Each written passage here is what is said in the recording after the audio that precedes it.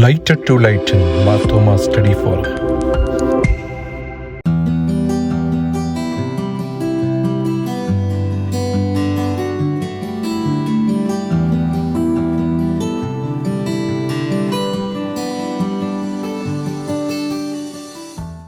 ദൈവനാമത്തിന് മഹത്വം ഉണ്ടായിരിക്കട്ടെ. ബഹുമാനപ്പെട്ട വൈദികരെ, കർത്താവിൽ പ്രിയരെ, light to lighten Marthoma study ഫോറത്തിന്റെ 287 ലൈവ് സൂം വെബിനാർ ആണല്ലോ ഇപ്പോൾ ഇവിടെ ആരംഭിക്കുവാനായിട്ട് പോകുന്നത്. കഴിഞ്ഞ 286 വെബിനാറുകൾ വളരെ അനുഗ്രഹീതമായി നടത്തുവാനായിട്ട് ദൈവം തമ്പുരാൻ ഇടയാക്കിയതിനെ ഓർത്ത് പ്രാരംഭമായി ദൈവത്തെ സ്തുതിക്കട്ടെ. നമ്മുടെ സഭയിലും അതുപോലെ തന്നെ സമൂഹത്തിലും ചലനാത്മകമായ വൈവിധ്യമാർന്ന വിഷയങ്ങൾ ഈ ഒരു കൂട്ടായ്മയിലൂടെ കഴിഞ്ഞ 5.5 വർഷക്കാലമായി നമ്മൾ ചിന്തിക്കുകയും പഠിക്കുകയും പ്രകാരമുള്ള വിഷയങ്ങളെ പറ്റിയിട്ടുള്ള ചർച്ചകളൊക്കെ നടത്തി വളരെ ഭംഗിയായിട്ട് തന്നെ ഈ ഫോറം മുൻപോട്ട് കൊണ്ടുപോകുന്നതിനുള്ള സന്തോഷം അറിയിച്ചു കൊള്ളട്ടെ. നമ്മളുടെ വെബിനാറുകൾ ആരംഭിക്കുന്നത് പ്രാരംഭമായ ഗാനത്തോടും അതുപോലെ തന്നെ പ്രാർത്ഥനയോടും കൂടി ആയിരിക്കുന്നുവല്ലോ. ഇന്ന് നമുക്ക് അപ്രകാരം പ്രാരംഭ ഗാനത്തോടു കൂടി നമ്മുടെ വെബിനാർ ആരംഭിക്കാം. ഇന്ന് നമുക്ക് വേണ്ടി ഗാനം ആലപിക്കുവാനായിട്ട് നമ്മുടെ ക്ഷണം സ്വീകരിച്ച് എത്തിയിരിക്കുന്നത് കുമാരി ഫെമി ഷിബു ആണ്. ഒരു കൊച്ചുമിടുക്കിയാണ്. 10ാം ക്ലാസ്സിൽ പഠിക്കുന്നു. Amalloor saint John's ഇടവാംഗമാണ്. യുവജന സഖ്യത്തിൽ വളരെ സജീവമായി പ്രവർത്തിക്കുന്ന ഒരു വ്യക്തിയാണ് ഫെമി ഷിബു. മുൻപ് യുവജന സഖ്യത്തിന്റെ ട്രഷറർ ആയിരുന്നു. ലേഡി സെക്രട്ടറി ആയിട്ട് ഇപ്പോൾ പ്രവർത്തിക്കുന്നു. എന്നാൽ ഞങ്ങളുടെ ക്ഷണം സ്വീകരിച്ച് പ്രാരംഭ ഗാനം ആലപിക്കുവാൻ വന്നതിലുള്ള സന്തോഷം അറിയിച്ചുകൊണ്ട് പ്രാരംഭ ഗാനം ആലപിക്കുവാനായിട്ട് ഫെമി ഷിബുവിനെ വളരെ സന്തോഷത്തോടു കൂടി സ്വാഗതം ചെയ്തുകൊള്ളുന്നു. യേശുവേ ഒരു വാക്കുമതി എൻ ജീവിതം മാറിടുവാൻ, നിന്റെ സന്നിധിയിൽ ഇപ്പോൾ ഞാൻ നിന്റെ മൊഴികൾക്കായി വാഞ്ചിക്കുന്നു. യേശുവേ ഒരു വാക്കുമതി എൻ ജീവിതം മാറിടുവാൻ, നിന്റെ സന്നിധിയിൽ ഇപ്പോൾ ഞാൻ നിന്റെ മൊഴികൾക്കായി വാഞ്ചിക്കുന്നേ. യേശുവേ എൻ പ്രിയനേ, നിന്റെ മൃദുസ്വരം കേൾപ്പിക്കണേ. മറ്റൊന്നും വേണ്ടിപ്പോൾ നിന്റെ ഒരു വാക്ക് മതി എനിക്ക്. മറ്റൊന്നും വേണ്ടിപ്പോൾ നിന്റെ ഒരു വാക്ക് മതി എനിക്ക്. മരിച്ചവരെ ഉയർപ്പിച്ചതാ, രോഗികളെ വിടുവിച്ചതാ, ഇനി അടക്കിയതാ,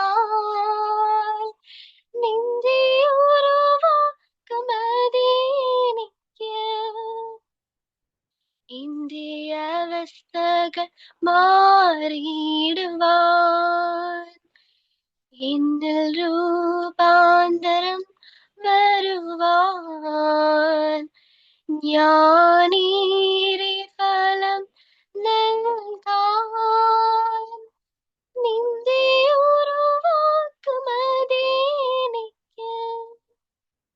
യേശുവേ എൻ പ്രിയനേ, നിന്റെ മൃദുസ്വരം കേൾപ്പിക്കണേ. മറ്റൊന്നും വേണ്ടിപ്പോൾ നിന്റെ ഒരു വാക്ക് മതി എനിക്ക്. മറ്റൊന്നും വേണ്ടിപ്പോൾ നിന്റെ ഒരു വാക്ക് മതി എനിക്ക്. Thank you Femi. വളരെ മനോഹരമായിട്ടുള്ള ഗാനമായിരുന്നു. ദൈവം അനുഗ്രഹിക്കട്ടെ. പ്രത്യേകിച്ച് വളരെ സന്തോഷമുണ്ട് ഇപ്രകാരം പ്ലാറ്റ്ഫോമിൽ വന്ന് ഞങ്ങൾക്ക് വേണ്ടി ഗാനം ആലപിക്കുവാനായിട്ട് കാണിച്ച മനസ്സിനെ ഓർത്ത് ദൈവത്തെ സ്തുതിക്കുന്നു. പഠനകാര്യങ്ങളിലും അതുപോലെ തന്നെ സഭാപ്രവർത്തനങ്ങളും ന്യൂനസഖ്യത്തിൻ്റെ പ്രവർത്തനങ്ങളൊക്കെയും ദൈവം തമ്പുരാൻ കൂടുതൽ അനുഗ്രഹിക്കട്ടെ എന്ന് പ്രാർത്ഥിക്കുകയും ചെയ്തുകൊള്ളുന്നു. നമുക്ക് പ്രാരംഭ പ്രാർത്ഥനയ്ക്കായിട്ട് ഒരുങ്ങാം. ഇന്ന് നമുക്ക് പ്രാരംഭ പ്രാർത്ഥനയ്ക്ക് നേർ നൽകുന്നത് ഫെമിയുടെ മാതാവ് കൂടിയായിരിക്കുന്ന സിനി ഷിബു ആണ്. സിനി ഷിബു നമുക്ക് പരിചിതമായൊരു മുഖമാണ്. പ്രത്യേകിച്ച് ഞാൻ പരിചയപ്പെടുത്തേണ്ട ആവശ്യമില്ല. മുൻപ് നമ്മുടെ വെബിനാറുകളിലൊക്കെ പ്രാരംഭ ഗാനത്തിനും അതുപോലെ തന്നെ പ്രാർത്ഥനയ്ക്കുമൊക്കെ നേതൃത്വം നൽകിയിട്ടുണ്ട്. സേവികാ സംഘത്തിലും അതുപോലെ തന്നെ ഗായക സംഘത്തിലുമൊക്കെയും വളരെ സജീവമായി പ്രവർത്തിക്കുന്നു. വളരെ സന്തോഷമുണ്ട് ഇന്ന് പ്രാരംഭ പ്രാർത്ഥനയ്ക്ക് നേതൃത്വം നൽകുന്നതിൽ. സന്തോഷത്തോടു കൂടി പ്രാരംഭ പ്രാർത്ഥനയ്ക്കായിട്ട് സിനി ഷിബുവിനെ ക്ഷണിച്ചുകൊള്ളുന്നു. ഹല്ലേലൂയ. സ്തോത്രം സ്തോത്രം സ്തോത്രം സ്തോത്രം സ്തോത്രം. കരുണയുടെ ഉറവിടമായ ഞങ്ങളുടെ സ്വർഗീയ പിതാവാം ദൈവമേ, ഹല്ലേലൂയ. ഈ സന്ധ്യാസമയം കഴിഞ്ഞ സമയം കർത്താവെ, പല ദേശങ്ങളിലായി ഭവനങ്ങളിലായിരുന്നുകൊണ്ട് കർത്താവെ, തിരുസന്നിധിയിൽ കർത്താവെ ഞങ്ങൾ കൂടി വരുന്ന കർത്താവെ, നീ 2-3 പേർ കൂടി വരുന്നിടത്തൊക്കെയും കർത്താവെ, അവിടുത്തെ നാമത്തിൽ കൂടി വരുന്നിടത്തൊക്കെ എഴുന്നള്ളാമെന്ന് വാഗ്ദത്തം ചെയ്ത് പിതാവെ, നീങ്ങളുടെ മധ്യയായിരിക്കാൻ ഞങ്ങൾ നിന്നെ സ്തുതിക്കുന്നപ്പാ, സ്തോത്രം ചെയ്യുന്ന കർത്താവെ. ഹല്ലേലൂയ. Light to light Marthoma study ഫോറത്തിനായി സ്തോത്രം ചെയ്യുന്ന കർത്താവെ. ഹല്ലേലൂയ. ഇതിലൂടെ കർത്താവെ നൽകുന്ന പ്രവർത്തനങ്ങൾ കർത്താവെ, ഞങ്ങളിവിടെ ചർച്ച ചെയ്യുന്ന കാര്യങ്ങളൊക്കെയും കർത്താവെ അങ്ങയുടെ നാമമഹത്വത്തിനായി തീരേണ്ടതിന് അവിടെ പ്രാർത്ഥിക്കുന്നപ്പ. ഹല്ലേലൂയ. പ്രത്യേകമായി ഇതിനായി കോർഡിനേറ്ററായി പ്രവർത്തിക്കുന്ന കർത്താവെ, പ്രിയ സാറിനായി സ്തോത്രം. അവിടുന്ന് അനുഗ്രഹിക്കുകയും സഹായിക്കുകയും ചെയ്യണമെന്ന് പ്രാർത്ഥിക്കുന്ന കർത്താവെ, വിൽസൺ സാറിന്റെ പ്രവർത്തനങ്ങളേക്ക് അവിടുന്ന് മാനിക്കുകയും അനുഗ്രഹിക്കുകയും ചെയ്യണമെന്ന് പ്രാർത്ഥിക്കുന്നു. ദയമായ കർത്താവെ, ഈ ദിവസം മോഡറേറ്ററായി പ്രവർത്തിക്കുന്ന ബെന്നി സാറിനായി സ്തോത്രം ചെയ്യുന്ന കർത്താവെ, അവിടുന്ന് സഹായിക്കുകയും അനുഗ്രഹിക്കുകയും ചെയ്യണമേ. എല്ലാം നന്നായി ചെയ്യാൻ തക്കവണ്ണമുള്ള സ്വർഗീയ കൃപ നൽകി എൻ്റെ മകനെ മാനിക്കണമേ എന്ന് പ്രാർത്ഥിക്കുന്നപ്പ. മെയിൻ ടോക്ക് ചെയ്യുന്ന സാറിനായി സ്തോത്രം ചെയ്യുന്ന കർത്താവെ. ഹല്ലേലൂയ. ദയമായ കർത്താവെ, ജെയിൻ സാറിനായി സ്തോത്രം. കർത്താവ് അവിടുന്ന് സഹായിക്കുകയും അനുഗ്രഹിക്കുകയും ചെയ്യണമേ. അവിടുന്ന് കർത്താവെ നന്നായി കർത്താവെ അത് ദൈവരാജ്യത്തിന് ഉതകത്തക്ക വിധം കർത്താവെ അത് മനസ്സിലാക്കിയെടുക്കുവാനും കർത്താവെ അടിയങ്ങളെയും സഹായിക്കണമേ എന്ന് പ്രാർത്ഥിക്കുന്ന കർത്താവെ. ഹല്ലേലൂയ. ദയമായ കർത്താവെ, ഞങ്ങളെ ഏവരെയും ഞങ്ങളുടെ കരങ്ങളിൽ ഏൽപ്പിക്കുന്നു. അപ്പോൾ അവിടുന്ന് സഹായിക്കുകയും അനുഗ്രഹിക്കുകയും ചെയ്യണമേ. ഇതിൽ പങ്കെടുക്കുന്ന എല്ലാ മക്കളെയും അവിടുന്ന് സഹായിക്കണമേ. അവിടുന്ന് കൃപയിൽ കൂട്ടി വരുത്തിയതിനായി സ്തോത്രം ചെയ്യുന്ന കർത്താവെ. ഓരോ ഭവനത്തിലും അനുഗ്രഹം ഉണ്ടാകണമേ എന്ന് പ്രാർത്ഥിക്കുന്നപ്പോൾ ഞങ്ങളുടെ ആരുടെയും കുറവശങ്ങളൊന്നും കണക്കെഴുതല്ലേ കർത്താവെ. ഹല്ലേലൂയ. ഞങ്ങൾ ചെയ്യുന്ന കർത്താവ് ലൈറ്റ് ടു ലൈറ്റിലൂടെ ചെയ്യുന്ന നന്മകൾക്കായി സ്തോത്രം കർത്താവെ. ഓരോ മക്കളെ അവിടുന്ന് അനുഗ്രഹിക്കുകയും പരിപാലിക്കുകയും ചെയ്യണമേ എന്ന് പ്രാർത്ഥിക്കുന്നു. ഞങ്ങളുടെ സഭയെ അനുഗ്രഹിക്കണമേ. അതിന് നേതൃത്വം നൽകുന്ന നിന്റെ മക്കളെ ഓരോരുത്തരും ഈ സമയം ഞങ്ങൾ ഓർക്കുകയും പ്രാർത്ഥിക്കുകയും ചെയ്യുന്നു. അപ്പച്ചനെ അവിടെ നിന്ന് കൂട്ടാളിയായിരിക്കണമേ എന്ന് പ്രാർത്ഥിക്കുന്നു കർത്താവെ. ഞങ്ങൾ കർത്താവെ ഇന്ന് നടക്കുന്ന ചർച്ചയെ അങ്ങയുടെ കരങ്ങളിൽ ഏൽപ്പിക്കുന്ന കർത്താവെ. ഇതിൽ പങ്കെടുക്കുന്ന എല്ലാവരെയും പ്രാർത്ഥിക്കുന്നവരെയും നന്ദി പറയുന്ന എല്ലാവരെയും അവിടുത്തെ കരങ്ങളിൽ ഏൽപ്പിച്ച് പ്രാർത്ഥിക്കുന്നു. അപ്പം അവിടുന്ന് സഹായിക്കുകയും അനുഗ്രഹിക്കുകയും ചെയ്യണമേ എന്ന് പ്രാർത്ഥിക്കുന്നു. തിരുകൃപ ഞങ്ങളോട് കൂടെ ഇരിക്കണമേ. പ്രാർത്ഥനകളും യാചനകളും കേട്ടിരിക്കാൻ സ്തോത്ര. യേശുവിന്റെ അൻപുള്ള നാമത്തിൽ കേൾക്കണേ സ്വർഗീയ പിതാവേ. ആമേൻ. Thank you Sini Shibu madam. വളരെ അനുഗ്രഹീതമായ പ്രാർത്ഥനയായിരുന്നു. ഇപ്രകാരം പ്രാർത്ഥിക്കുവാനും അതുപോലെ തന്നെ പ്രാരംഭ ഗാനങ്ങൾക്കൊക്കെയും കഴിഞ്ഞ നാളുകളിൽ നൽകിയ നേതൃത്വത്തെ ഓർത്ത് ദൈവത്തെ സ്തുതിക്കുന്നു. അങ്ങനെ light to light Marthoma study ഫോറത്തിൻ്റെ ഒരു സഹയാത്രികയായി മിക്കവാറും എല്ലാ വെബിനാറുകളിലും ഞങ്ങളോട് തരുന്ന എല്ലാ നല്ല കൈത്താരങ്ങളെ ഓർത്ത് ദൈവത്തെ സ്തുതിക്കുകയും ചെയ്തുകൊള്ളുന്നു. ദൈവനാമത്തിന് മഹത്വം ഉണ്ടായിരിക്കട്ടെ. കർത്താവിൽ പ്രിയരെ, light to light Marthoma study ഫോറത്തിൻ്റെ 287 വെബിനാറിൽ നമ്മൾ ഇന്ന് ചിന്തിക്കുന്ന വിഷയം ന്യൂനപക്ഷങ്ങൾ ഇന്ന് ഇന്ത്യയിൽ നേരിടുന്ന വെല്ലുവിളികൾ എന്ന വിഷയത്തെപ്പറ്റിയാകുന്നുവല്ലോ. പ്രിയപ്പെട്ട ജെയിംസ് വർഗീസ് സാറ് ഇന്ന് അതിന് നേതൃത്വം നൽകും. ഇന്ന് നമുക്ക് മോഡറേറ്ററായിട്ടിരിക്കുന്നത് മറ്റാരുമല്ല, നമ്മുടെ എല്ലാം പ്രിയങ്കനായിരിക്കുന്ന അഡ്മിന്മാരിൽ പ്രധാനിയായിരിക്കുന്ന ശ്രീ വിൽസൺ കരിമ്പന്നൂർ സാറാണ്. ഒരു 10 മിനിറ്റ് മുൻപാണ് സാറിന് ഇന്നത്തെ ഈ മീറ്റിങ്ങിൻ്റെ മോഡറേറ്ററായിട്ടിരിക്കുവാനായിട്ട് ഉള്ളൊരു അവസ്ഥ വന്നത്. സാറിനെ പ്രത്യേകിച്ച് നിങ്ങളുടെ മുമ്പിൽ പരിചയപ്പെടുത്തേണ്ട ആവശ്യമില്ല. നമുക്ക് എന്നാലും ആരെങ്കിലും പുതുതായിട്ട് ഈ മീറ്റിങ്ങിൽ പങ്കെടുക്കുന്നെങ്കിൽ അവരുടെ അറിവിന് വേണ്ടിയിട്ട് സാറിനെ ഞാനൊന്ന് പരിചയപ്പെടുത്തിക്കൊള്ളട്ടെ. Light to light Marthoma study ഫോറത്തിൻ്റെ പല അഡ്മിന്മാരിൽ പ്രധാനപ്പെട്ട പങ്കുവഹിക്കുന്ന വ്യക്തിയാണ് ശ്രീ വിൽസൺ കരിമ്പന്നൂർ സാറ്. കഴിഞ്ഞ 286 വെബിനാറുകൾ നടത്തുന്നതിലൊക്കെയും സാറിൻ്റെ വ്യക്തമായിട്ടുള്ള കയ്യൊപ്പുണ്ട്. ഈ വെബിനാറുകൾക്ക് വേണ്ടുന്ന വിഷയങ്ങളും അതുപോലെ തന്നെ വെബിനാറുകൾക്ക് നേതൃത്വം നൽകുവാൻ ആവശ്യമായിട്ടുള്ള ലീഡേഴ്സിനെയൊക്കെയും സംഘടിപ്പിക്കുന്നത് പ്രധാനമായിട്ടും ശ്രീ ബിൽസൺ കരിമന്നൂർ സാറാണ്. അങ്ങനെ യാതൊരു മുടക്കവും കൂടാതെ 5.5 വർഷക്കാലം ഈ വെബിനാറുകൾ മുൻപോട്ട് കൊണ്ടുപോകാനായിട്ട് സാറിന്റെ നിസ്വാർത്ഥമായിട്ടുള്ള ഒരു പരിശ്രമം ഉണ്ട് എന്ന് പറയുന്നതിൽ ഒത്തിരിയധികം സന്തോഷമുണ്ട്. വളരെ ചെറുപ്പത്തിൽ തന്നെ മാർത്തോമ സഭാ കൗൺസിൽ അംഗമായ ഒരു വ്യക്തിയാണ് Wilson Karimannoor sir. Sir Mumbai Borivali Marthoma ഇടവക അംഗമാണ്. സഭയുടെ വികസന സമിതിയുടെ കേന്ദ്ര കമ്മിറ്റി അംഗമായും അതുപോലെ തന്നെ മുംബൈ ഭദ്രാസന സെക്രട്ടറി ആയിട്ടൊക്കെയും സാറ് ഇപ്പോൾ പ്രവർത്തിക്കുന്നു. ഒത്തിരിയധികം പ്രവർത്തനങ്ങൾക്ക് നേതൃത്വം നൽകുന്ന ഒരു വ്യക്തിയാണ് വിൽസൺ കരിമന്നൂർ സാറ്. സാറ് കൈവക്കാത്ത ഒരു മേഖലയുമില്ല എന്ന് എനിക്ക് തോന്നുന്നു. വ്ലോഗിങ്, അതുപോലെ തന്നെ ആനുകാലികങ്ങളിലും അതുപോലെ തന്നെ നവമാധ്യമങ്ങളിലുമൊക്കെയും വളരെ മനോഹരമായി വിവിധ വിഷയങ്ങളിൽ സാറ് എഴുതാറുണ്ട്. അതുപോലെ തന്നെ പല സാംസ്കാരിക സാമൂഹിക സംഘടനകൾക്കൊക്കെയും സാറ് നേതൃത്വം നൽകാറുണ്ട്. അങ്ങനെ സാറിന്റെ റിട്ടയർമെന്റ് ലൈഫ് സമൂഹത്തിനും അതുപോലെ തന്നെ സഭയ്ക്കുമൊക്കെയും വളരെയധികം പ്രയോജനപ്രദമായ രീതിയിൽ ഉപയോഗിക്കുന്നു എന്നുള്ളതിലൊക്കെയും സന്തോഷമുണ്ട്. അതുപോലെ തന്നെ നമ്മുടെ സഭാ ചരിത്രത്തിലൊക്കെയുമുള്ള അഗാധമായ പാണ്ഡിത്യം, അപ്രകാരമുള്ള മീറ്റിങ്ങുകൾക്കൊക്കെ നേതൃത്വം നൽകുകയും അങ്ങനെ വളരെ നല്ല രീതിയിൽ സാറ് പ്രവർത്തിക്കുന്നു. ഈ light to light Marthoma study ഫോറത്തിനെ അതിന്റെ എല്ലാവിധമായിട്ടുള്ള നേതൃത്വവും നൽകി സാറ് മുൻപോട്ട് നടത്തുകയും ചെയ്യുന്നു. ഇന്ന് ഞാൻ പ്രാരംഭമായി പറഞ്ഞതുപോലെ വളരെ അവിചാരിതമായിട്ടാണ് ഇന്നത്തെ ഈ മീറ്റിംഗ് മോഡറേറ്റർ സ്ഥാനം സാറ് വഹിക്കുന്നത്. എന്തായാലും നിങ്ങളുടെ എല്ലാവരുടെയും പേരിൽ വളരെ സന്തോഷത്തോടു കൂടി ഈ മീറ്റിംഗ് മോഡറേറ്റ് ചെയ്യുവാനായിട്ട് വിൽസൺ കരിമന്നൂർ സാറിനെ ഞാൻ ക്ഷണിച്ചുകൊള്ളുന്നു. കർത്താവിൽ പ്രിയരെ, light to light Marthoma study ഫോറത്തിന്റെ 287ാമത് ലൈവ് വെബിനാറാണ് ഇപ്പോൾ ഇവിടെ നടക്കുന്നത്. സത്യം പറഞ്ഞ ബെന്നി സാർ പറഞ്ഞ എല്ലാ വാക്കുകൾക്കും ഞാൻ നന്ദി പറയുന്നു. കൂട്ടത്തിൽ പുള്ളി അദ്ദേഹം ഒരു കാര്യം ഓർമ്മിപ്പിച്ചു. അതെന്താന്ന് ചോദിച്ചാൽ എനിക്ക് 10 മിനിറ്റ് നേരത്തെ നോട്ടീസേ കിട്ടിയുള്ളൂ എന്നുള്ളത്.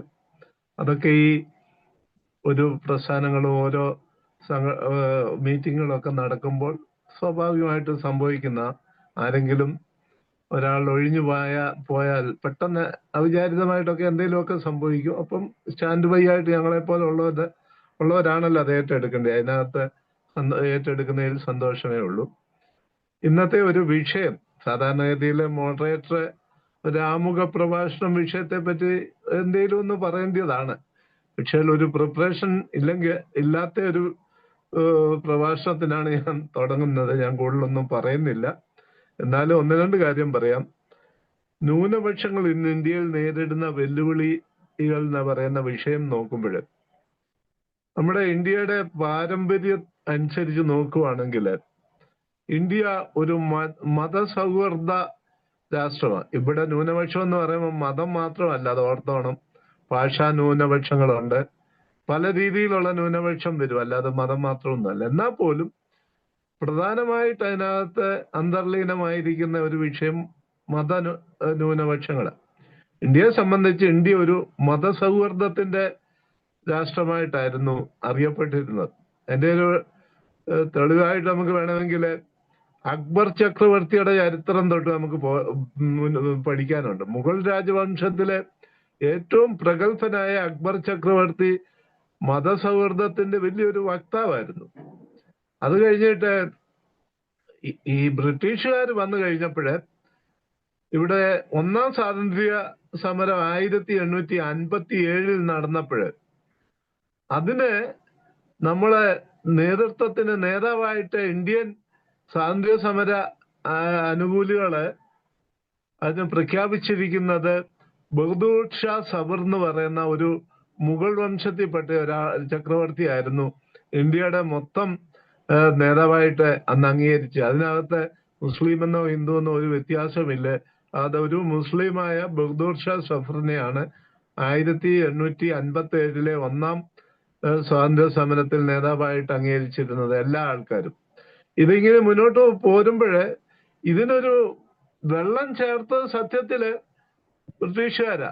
1905 ബംഗാൾ കലാപത്തോട്ടൊക്കെ തുടങ്ങിയാണ് ഇന്ത്യയിലെ ശരിക്കും പറഞ്ഞു കഴിഞ്ഞാല് ഈ മത സൗഹൃദത്തിന് വിള്ളല് സംഭവിക്കുന്നത്.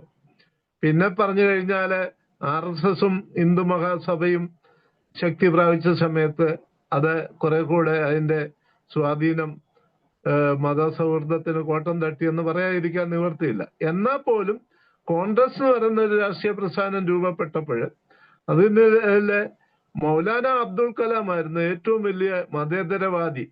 അങ്ങനെ ഉള്ള ഒരു ചരിത്രം അറിയാം. എന്നാൽ മുഹമ്മദ് അലി ജിന്നയെ പോലുള്ളവരെ പോലും ബ്രിട്ടീഷുകാരാണ് മത സൗഹൃദത്തിന് കോട്ടം തട്ടത്തക്കവണ്ണം ഇവിടെ ഒരു മുസ്ലിം ലീഗ് എന്ന് പറയുന്ന ഒരു പ്രസ്ഥാനവുമായിട്ട് മുന്നോട്ട് വന്നത് മുഹമ്മദ് അലി ജിന്ന. അതിന്റെ പിന്നിലും ബ്രിട്ടീഷ് ആധിപത്യമാണെന്ന് നമുക്ക് മനസ്സിലാക്കാൻ സാധിക്കും. അത് കഴിഞ്ഞ് സ്വാതന്ത്ര്യത്തിന് ശേഷം ഇന്ത്യയില് സത്യത്തിൽ വലിയ മത ന്യൂനപക്ഷങ്ങൾക്കും അല്ലെ മറ്റു ന്യൂനപക്ഷങ്ങൾക്കും വലിയ പ്രശ്നമില്ലായിരുന്നു. പ്രത്യേകിച്ച് ലോകത്തിലെ ജനാധിപത്യ രാഷ്ട്രങ്ങള് ന്യൂനപക്ഷങ്ങൾക്ക് ചില പ്രിവിലേജുകളൊക്കെ കൊടുക്കും. പ്രത്യേകിച്ച് വിദ്യാഭ്യാസ സ്ഥാപനങ്ങൾക്ക് വേണ്ടിയുള്ള പ്രിവിലേജ് കൊടുക്കും. അതെന്തുകൊണ്ട് ആണെന്ന് പറഞ്ഞാല് ഈ മത ഭൂരിപക്ഷ പ്രസ്ഥാനങ്ങൾ വിദ്യാഭ്യാസ സ്ഥാപനങ്ങൾ നടത്തുമ്പോൾ ഒരു പക്ഷേ ന്യൂനപക്ഷങ്ങളുടെ കുഞ്ഞുങ്ങൾക്ക് അവിടെ അഡ്മിഷൻ കിട്ടാതെ വന്നാല് അവർക്ക് അഡ്മിഷൻ കിട്ടാൻ വേണ്ടി മതന്യൂനപക്ഷങ്ങൾക്ക് മിക്കവാറും പല ലോകരാഷ്ട്രങ്ങൾ അതിന്റെ പ്രത്യേകിച്ച് ഇംഗ്ലണ്ടിന്റെ ഭരണഘടന നമ്മൾക്ക് വളരെയധികം സ്വാധീനിച്ചിട്ടുണ്ടല്ലോ. അപ്പൊ അതൊക്കെ ഉൾപ്പെട്ടുകൊണ്ട് ഇവിടെ മതന്യൂനപക്ഷങ്ങൾക്ക് വിദ്യാഭ്യാസത്തിൽ പ്രത്യേക പ്രിവിലേജ് വരെ നൽകിയിരിക്കുന്ന ഒരു രാജ്യമാണ് ഇന്ത്യ. പക്ഷെ അടുത്ത കാലത്ത് ഇതിനൊക്കെ കോട്ടം സംഭവിക്കുന്ന പല സംഭവ വികാസങ്ങളും സംഭവിച്ചിട്ടുണ്ട്. അതിനെപ്പറ്റി പറയുവാന് എന്നേക്കാൾ ഏറ്റവും നല്ല യോഗ്യനായ ഒരു വ്യക്തിയാണ് ഇന്ന് നമുക്ക് ലഭിച്ചിരിക്കുന്നത്. അദ്ദേഹമാണെന്ന് പറഞ്ഞാൽ അദ്ദേഹം ഇന്ന് ശരിക്കും പറഞ്ഞാൽ ഭാരത് മുക്തി മോർച്ച എന്ന് പറഞ്ഞ ഒരു മൈനോറിറ്റി പ്രസ്ഥാനങ്ങൾക്ക് വേണ്ടി പ്രവർത്തിക്കുന്ന ഒരു സംഘടനയുടെ ഒറീസയിലെ ഗജപതി ഈ ജില്ലയുടെ ചുമതല വഹിക്കുന്നവരിൽ ഒരാളാണ്. അദ്ദേഹത്തിനെ ഇന്ന് പരിചയപ്പെടുത്തുമ്പോൾ തന്നെ എനിക്ക് വളരെ സന്തോഷമുണ്ട്. ഇവിടെ കൂടിയിരിക്കുന്ന എല്ലാവരെയും ഞാൻ പ്രത്യേകിച്ച് ഇന്നിവിടെ പ്രശസ്തരായ പലരുമുണ്ട്. നമ്മുടെ പട്ടക്കാരുണ്ട്, മറ്റു പല പ്രമുഖ വ്യക്തികളുണ്ട്. എല്ലാവരെയും ഞാൻ ആദ്യമേ സ്വാഗതം ചെയ്തുകൊള്ളട്ടെ. എല്ലാവരെയും ലൈറ്റൻ ടു ലൈറ്റൻ സ്റ്റഡി ഫോറത്തിന്റെ പേരിൽ സ്വാഗതം ചെയ്യുന്നു. അടുത്തതായിട്ട് ഇന്നത്തെ മുഖ്യ പ്രഭാഷകനെ ഒന്ന് ഇൻട്രൊഡ്യൂസ് ചെയ്യാം. അദ്ദേഹത്തിന്റെ പേര് ജെയിംസ് വർഗീസ് എന്നാണ്. ഇദ്ദേഹത്തെ നമ്മൾ എളുപ്പം അറിയാനായിട്ട് പറഞ്ഞാൽ നമുക്കെല്ലാം പ്രിയങ്കരനായിരുന്ന അഡ്വക്കേറ്റ് സൈറസ് സാറിന്റെ സന്തത സഹചാരിയായിരുന്നു. സൈറസ് സാറിന്റെ ഒരു കാലഘട്ടം മുഴുവനും സാറിന്റെ ഒപ്പം കൂടി പ്രവർത്തിച്ചാണ്. 1992 അദ്ദേഹം ഷിയോറ ആശ്രമത്തില് ചേർന്ന് 96 വരെ അവിടെ പ്രവർത്തിച്ച വ്യക്തിയാണ്. അത് കഴിഞ്ഞിട്ട് അദ്ദേഹം ഷിയോറ ആശ്രമത്തിൽ നിന്ന് 96 വിരമിച്ചിട്ട് 97 മുതൽ അദ്ദേഹം സൈറസ് സാറിന്റെ പ്രസ്ഥാനത്തില് പ്രത്യേകിച്ച് അഡോർ എന്ന് പറയുന്ന പ്രസ്ഥാനമാണല്ലോ സൈറസ് സാറിനെ പ്രൊമോട്ട് ചെയ്തുകൊണ്ടിരുന്നത്. അദ്ദേഹത്തിന്റെ പ്രേക്ഷിതവൃത്തിയെയും സാമൂഹ്യ പരിഷ്കരണത്തിനുമൊക്കെ പിൻബലം നൽകിക്കൊണ്ടിരുന്ന പ്രസ്ഥാനമാണ്. നമുക്കൊക്കെ അറിയാം, നമ്മുടെ ഇട്ടി സാറൊക്കെ അതിന്റെ മുമ്പിൽ നിന്ന ആൾക്കാരാ. സൈറസ് സാറും എസ് കെ എബ്രഹാം സാറും ഇട്ടി സാറും ഒക്കെ കൂടി ഒരു കാലഘട്ടത്തില് കേരളത്തിലെ പ്രത്യേകിച്ച് മാർത്തോമ സഭയിലെ യുവജനങ്ങൾക്ക് വലിയൊരു പ്രേരക ഘടകങ്ങളായിട്ട് നിന്ന വ്യക്തികളാണ്. അപ്പം ആ സൈറസ് സാറിന്റെ കൂടെ 97 മുതൽ നിന്ന് പ്രവർത്തിച്ചു. ആദ്യം നമ്മുടെ ജെയിംസ് സാറ് അവിടെ ചെല്ലുമ്പോഴ് അദ്ദേഹം റായ്ഗഡ് ജില്ലയിലായിരുന്നു. അവിടുത്തെ ഒരു ഹോസ്റ്റലുമായിട്ട് ബന്ധപ്പെട്ട് സൈറസ് സാറിന്റെ ഒറീസയിലെ പ്രവർത്തനം അറിയാവുന്നവർക്കറിയാം. ട്രൈബൽ ഹോസ്റ്റലുകളും അതുപോലുള്ള പ്രസ്ഥാനമായിട്ടാണ് അദ്ദേഹം അവിടെ പ്രവർത്തിച്ചത്. റായ്പൂരെ പ്രവർത്തനത്തിന് വ്യത്യാസമായിട്ടായിരുന്നു ഒറീസയിലെ പ്രവർത്തനം.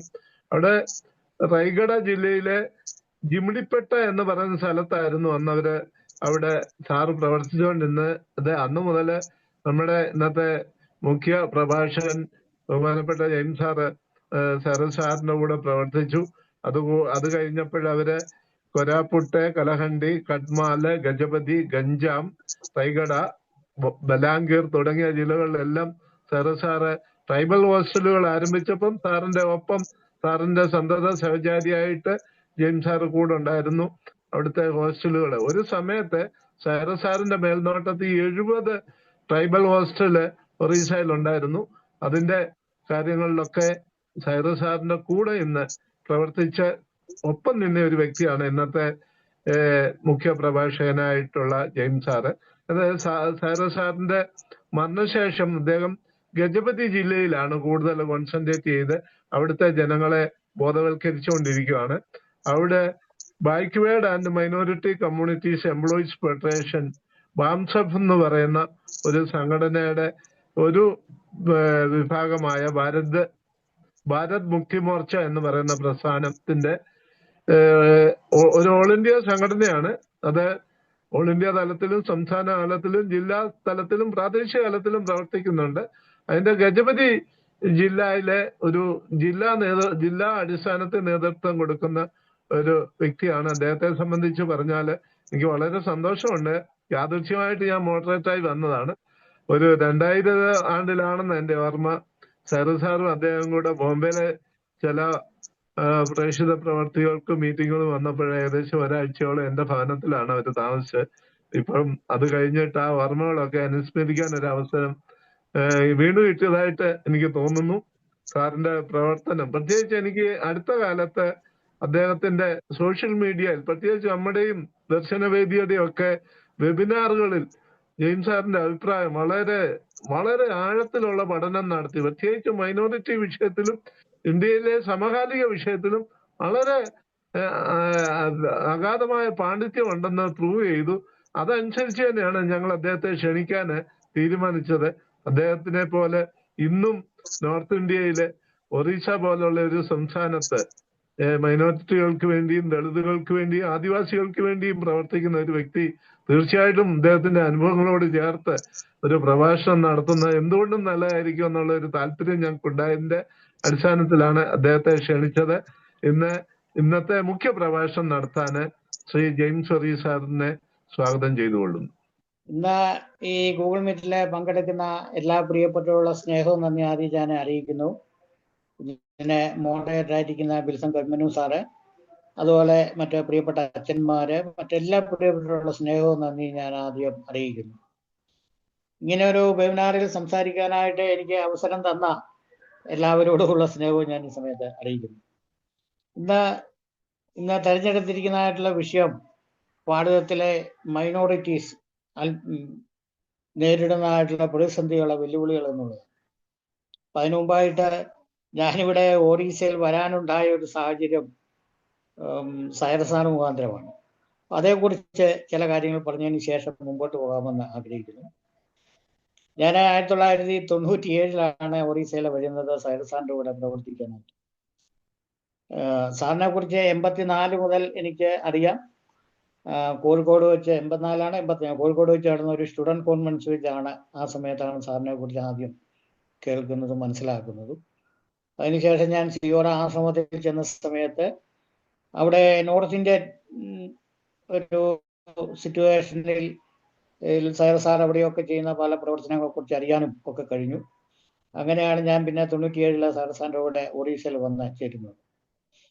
സാറ് ഛത്തീസ്ഗഡിൽ ചെയ്തപ്പോൾ അവിടെ ചർച്ച് പ്ലാന്റിംഗ് ഒന്നും നടത്തിയിരുന്നില്ല. ഒരു സാമൂഹ്യ പ്രവർത്തനം എന്ന നിലയിൽ സമൂഹത്തിലൊരു നവോത്ഥാനം ഉണ്ടാക്കുക എന്നൊരു ഉദ്ദേശത്തിൽ ജനങ്ങളെ ബോധവൽക്കരിച്ച് സംഘടിതരാക്കി പുതിയൊരു നീതിയുടെ വ്യവസ്ഥ സമൂഹത്തിൽ കൊണ്ടുവരുന്നതിന് വേണ്ടിയുള്ള പരിശ്രമങ്ങളാണ് സൈറസ് സാർ എന്ന് ചെയ്തത്. എന്നാൽ അതിൻ്റെ ഒരു എക്സ്പീരിയൻസിൽ ഒറീസയിൽ വന്നു കഴിഞ്ഞപ്പോൾ സാറ് പറഞ്ഞു നമുക്കിനിയും ചർച്ച് പ്ലാന്റിംഗ് ഒക്കെ തുടങ്ങണം എന്ന് പറഞ്ഞു. അങ്ങനെ ഒറീസയിലെ ഞാൻ വരുന്ന സമയത്ത് അതേക്കുറിച്ചൊക്കെ ആലോചിക്കുന്ന ഒരു സമയമാണ്. അതേക്കുറിച്ചൊക്കെ ഒരുപാട് ചർച്ചകൾ പല സ്ഥലങ്ങളിൽ നടന്നിട്ടുണ്ട്. അപ്പോൾ ഈ ചർച്ച് പ്ലാന്റിങ്ങിനെയൊക്കെ പലരും എതിർക്കുകയും ഒക്കെ ചെയ്തിട്ടുണ്ട് പല സ്ഥലങ്ങളിൽ. എന്നാലും സാറ് അത് ആവശ്യമാണ് എന്ന് പറഞ്ഞ് സാറ് അത് മുമ്പോട്ട് പോയി. ആ സമയത്ത് ആരുടേതായാലും വികസനത്തിന് ഉന്നമനത്തിന് ഏറ്റവും അവിഭാജ്യമായ ഘടകമെന്ന് പറയുന്ന വിദ്യാഭ്യാസമാണ്. വിദ്യാഭ്യാസത്തിലൂടെയേ മനുഷ്യ സമൂഹത്തിന് വ്യക്തികളായും സമൂഹമായിട്ടും ഒക്കെ മുമ്പോട്ട് പോകാനായിട്ട് പറ്റുന്നു. പുതിയ പുതിയ കാര്യങ്ങളെ അറിയാനും പഠിക്കാനും അത് പ്രാക്ടീസ് ചെയ്യാനും അതിൻ്റെ ഉൽപ്പന്നങ്ങൾ ഉപയോഗിക്കാനുള്ള അവസരങ്ങൾ ലഭിക്കുക, അതിലൂടെ മാത്രമേ സമൂഹത്തിന് വികസിക്കാനായിട്ട് പറ്റുകയുള്ളൂ. അപ്പം ഇത് സൈറസ് സാർ കൃത്യമായി മനസ്സിലാക്കിയിരുന്ന ആളായിരുന്നത് കൊണ്ട് സാറ് ഞങ്ങൾ വന്ന ഒറീസയിൽ താമസിക്കുന്ന റായയുടെ ജില്ലയൊക്കെ ട്രൈബൽ മേഖലകളാണ്. അങ്ങനെയുള്ള മേഖലകളിൽ പഠിക്കാൻ അവസരമില്ലാത്ത കുഞ്ഞുങ്ങൾക്ക് വിദ്യാഭ്യാസം കൊടുക്കുക എന്നുള്ള ഒരു ഉദ്ദേശത്തോടെയാണ് ഈ ഒരുപാട് ഹോസ്റ്റലുകൾ ആരംഭിച്ചു. ആദ്യകാലങ്ങളിലൊക്കെ ഹോസ്റ്റലുകൾ ആരംഭിച്ചെങ്കിൽ അവിടെ പഠിച്ച കുട്ടികളൊക്കെ ഒരു 10ാം ക്ലാസ് വരെ പോലും പോകാനായിട്ട് തയ്യാറായിട്ടില്ലെന്നുള്ളതാണ്. അവര് 4ാം ക്ലാസ് 5ാം ക്ലാസ് ഒക്കെ കഴിയുമ്പോഴത്തേക്ക് പിന്നെ അവധിക്ക് വീട്ടിൽ പോയി തിരിച്ചു വരികയില്ല. എന്നാൽ പുതിയ പിള്ളേരെ നമ്മൾ എടുത്തുകൊണ്ടിരുന്നു. ഒരു കാലഘട്ടം കഴിയുമ്പോഴാണ് 10ാം ക്ലാസ് ഒക്കെ കഴിഞ്ഞ് പിള്ളേരെ മുമ്പോട്ട് പഠിക്കാനായിട്ട് തുടങ്ങുന്നത്.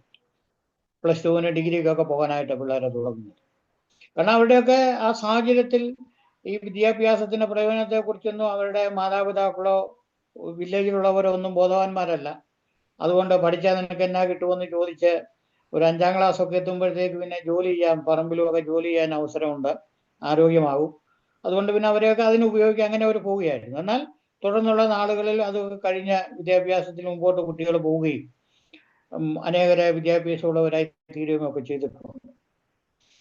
അങ്ങനെ ആ ഹോസ്റ്റൽ പ്രസ്ഥാനങ്ങളെ ഒറീസയുടെ ഒരു 5-6 ഡിസ്ട്രിക്റ്റുകളിൽ വലിയ സ്വാധീനം നമുക്ക് ചെലുത്താനായിട്ട് കഴിഞ്ഞിട്ടുണ്ട്. അതിൽ ഉൾപ്പെട്ട സ്ഥലങ്ങളാണ് കലകാണ്ടി മിഷനൊക്കെ ഉള്ളത്, റാന്നി നിലയ്ക്ക ഡയോസിസിൻ്റേത്.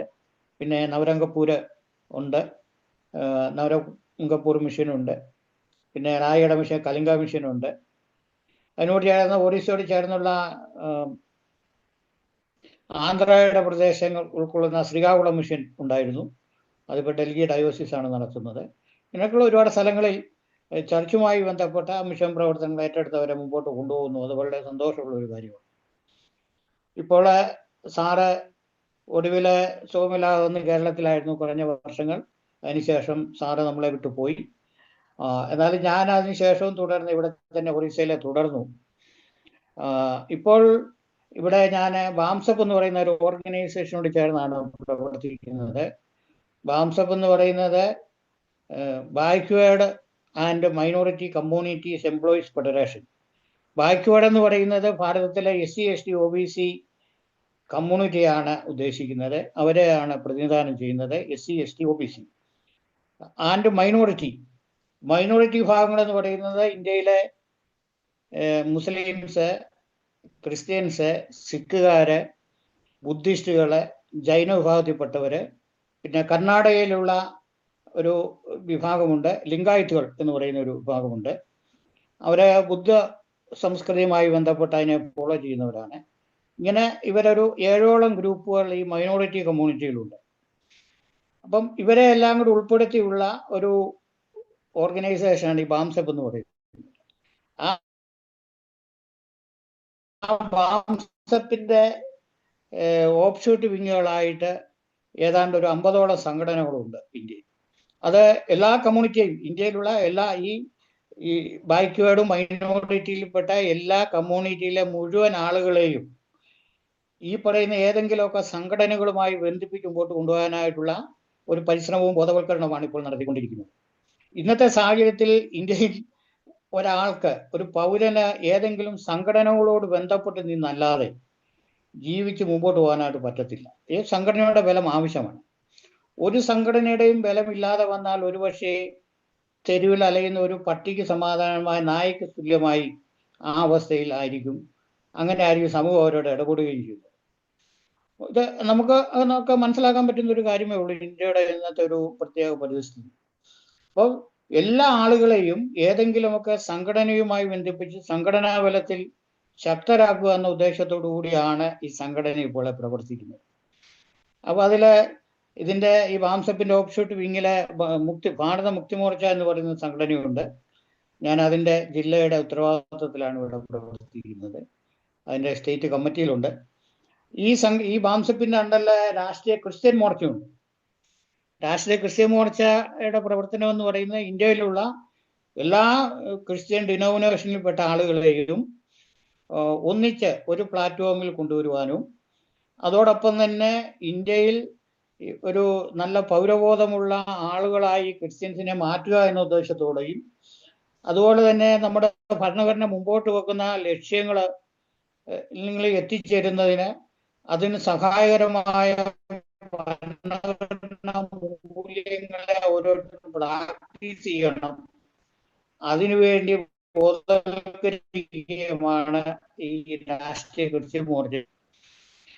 അതുപോലെ തന്നെ രാഷ്ട്രീയ ആദിവാസി ഏകതാ പരിഷത്തുണ്ട്, all India scheduled caste federation ഉണ്ട്. ഇങ്ങനെ ഒരുപാട് ഇതിനോടൊക്കെ ചേർന്നാണ് നമ്മളിപ്പോൾ പ്രവർത്തിക്കുന്നത്.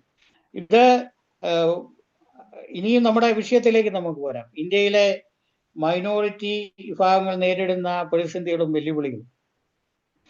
ഇതിൽ ഏറ്റവും ഈ മൈനോറിറ്റി കമ്മ്യൂണിറ്റികളെ കുറിച്ച് പറയുമ്പോൾ ഇന്ത്യയിൽ ഇപ്പോഴത്തെ സ്ഥിതിയിൽ ഈ പറയുന്ന മൈനോറിറ്റി കമ്മ്യൂണിറ്റിയിൽപ്പെട്ട ആർക്കും ഒരു നാഷണൽ ലെവലിലോ സ്റ്റേറ്റ് ലെവലിലോ ജില്ലാ ലെവലിലോ ഉള്ള ലീഡർഷിപ്പ് ഇല്ല എന്നുള്ളതാണ് ഏറ്റവും ദുഃഖകരമായിട്ടുള്ള ഒരു കാര്യം.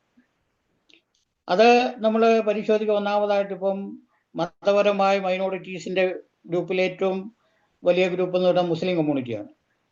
മുസ്ലിം കമ്മ്യൂണിറ്റിയെ സംബന്ധിച്ച് ഭാരതം സ്വാധീനത്തിന് വേണ്ടി സ്വാതന്ത്ര്യ സമരം നടത്തിക്കൊണ്ടിരുന്ന സമയത്ത് മുസ്ലിം കമ്മ്യൂണിറ്റിക്ക് ഒരു വലിയ നല്ല ലീഡർഷിപ്പ് ഉണ്ടായിരുന്നില്ല.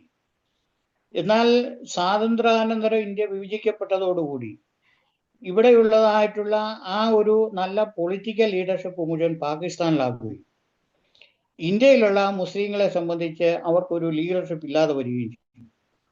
പിന്നെ അവരുടെ ലീഡേഴ്സായിട്ട് ഉണ്ടായിരുന്നവരെ എന്ന് പറയുന്നത് സ്വതന്ത്രമായിട്ടല്ലായിരുന്നു, അവരെ കോൺഗ്രസ് പാർട്ടിക്കുള്ളിലുമായി. അപ്പൊ കോൺഗ്രസ് പാർട്ടിയുടെ നീതിക്ക് അനുസരണമായി പ്രവർത്തിക്കുന്ന ഒരു മുസ്ലിം ലീഡർഷിപ്പ് മാത്രമേ പിന്നെ അവർക്ക് മുമ്പോട്ട് കൊണ്ടുപോകാനായിട്ട് പറ്റിയിട്ടുള്ളൂ.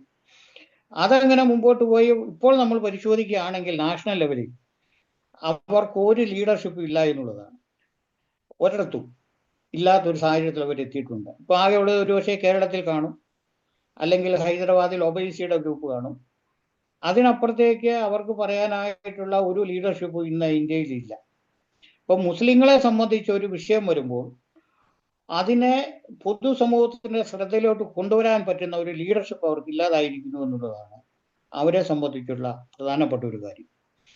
അതുപോലെ തന്നെ ഇപ്പോൾ സിഖ് കമ്മ്യൂണിറ്റി, അവരെ സംബന്ധിച്ച് അവര് സംഘടിതര, അത് ഇന്നല്ല, അവർ വളരെ നാളുകൾക്ക് മുമ്പ് തന്നെ ഭാരതത്തിലെ സ്വാതന്ത്ര്യം കിട്ടുന്നതിന് മുമ്പ് തന്നെ ഇന്ത്യയിൽ നിലനിന്ന ഈ ബ്രാഹ്മണിക്കൽ സിസ്റ്റത്തിനെതിരെയുള്ള ഫൈറ്റ് നടത്തി അവരെ സംഘടിതരായി അവരൊരു നല്ല ലീഡർഷിപ്പ് ഇന്ന് മെയിൻറ്റെയിൻ ചെയ്യുന്നുണ്ട് സിഖുകാർ. പിന്നെ ഉള്ളത് ക്രിസ്ത്യൻ കമ്മ്യൂണിറ്റിയാണ്. ക്രിസ്ത്യൻ കമ്മ്യൂണിറ്റിയെ സംബന്ധിച്ചും ഇത് തന്നെയാണ് സ്ഥിതി. നേരത്തെയൊക്കെ കോൺഗ്രസ് പാർട്ടിക്കുള്ളിൽ ക്രിസ്ത്യൻസിന്റെ ഒരു നല്ല ലീഡർഷിപ്പ് നിര ഉണ്ടായിരുന്നു, നാഷണൽ ലെവലിലുള്ള പല ലീഡേഴ്സും ഉണ്ടായിരുന്നു. എന്നാൽ ഇപ്പോഴത്തെ പരിസ്ഥിതിയിൽ കോൺഗ്രസ് പാർട്ടിയിലും ക്രിസ്ത്യൻ കമ്മ്യൂണിറ്റിയോട് ലീഡർഷിപ്പ് ഇല്ല എന്നുള്ളതാണ്. കേരളത്തിലെ പരിസ്ഥിതി സ്റ്റേറ്റ് ലെവലിൽ കേരളത്തിൽ ഒരു പക്ഷേ കണ്ടേക്കാം, അതിനപ്പുറത്തേക്ക് ക്രിസ്ത്യൻ കമ്മ്യൂണിറ്റിയോട് ലീഡർഷിപ്പ് ഇല്ല എന്ന് ക്രിസ്ത്യൻസിനെ ബാധിക്കുന്ന ഒരു പ്രശ്നം വരുമ്പോൾ അതിനെ നാഷണൽ ലെവലിൽ റൈസ് ചെയ്യാൻ പറ്റുന്ന ഒരു നല്ല ലീഡർഷിപ്പ് ഇന്ന് ക്രിസ്ത്യൻ കമ്മ്യൂണിറ്റിക്ക് ഇല്ല. എന്നാൽ ഇവർക്കൊക്കെ ഈ കമ്മ്യൂണിറ്റിക്കെല്ലാം സ്പിരിച്വൽ ലീഡർഷിപ്പ് ഉണ്ട്, ബിഷപ്പുമാരുണ്ട്, അച്ഛന്മാരുണ്ട്, അവരുടെ ഒരു സ്പിരിച്വൽ ലീഡർഷിപ്പ് എല്ലാ സ്ഥലങ്ങളിലും.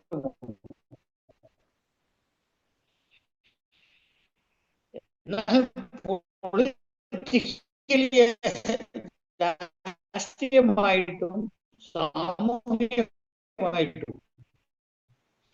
അവർക്ക് അവരുടെ പബ്ലിക്കില് കൊണ്ടുവരാൻ പറ്റുന്ന ഒരു നല്ല ഇല്ലാതെ പോയിട്ടുണ്ട്. വലിയ ഒരു നേതാവ് എന്ന് പറയുന്നത് PS സാമൂഹ്യ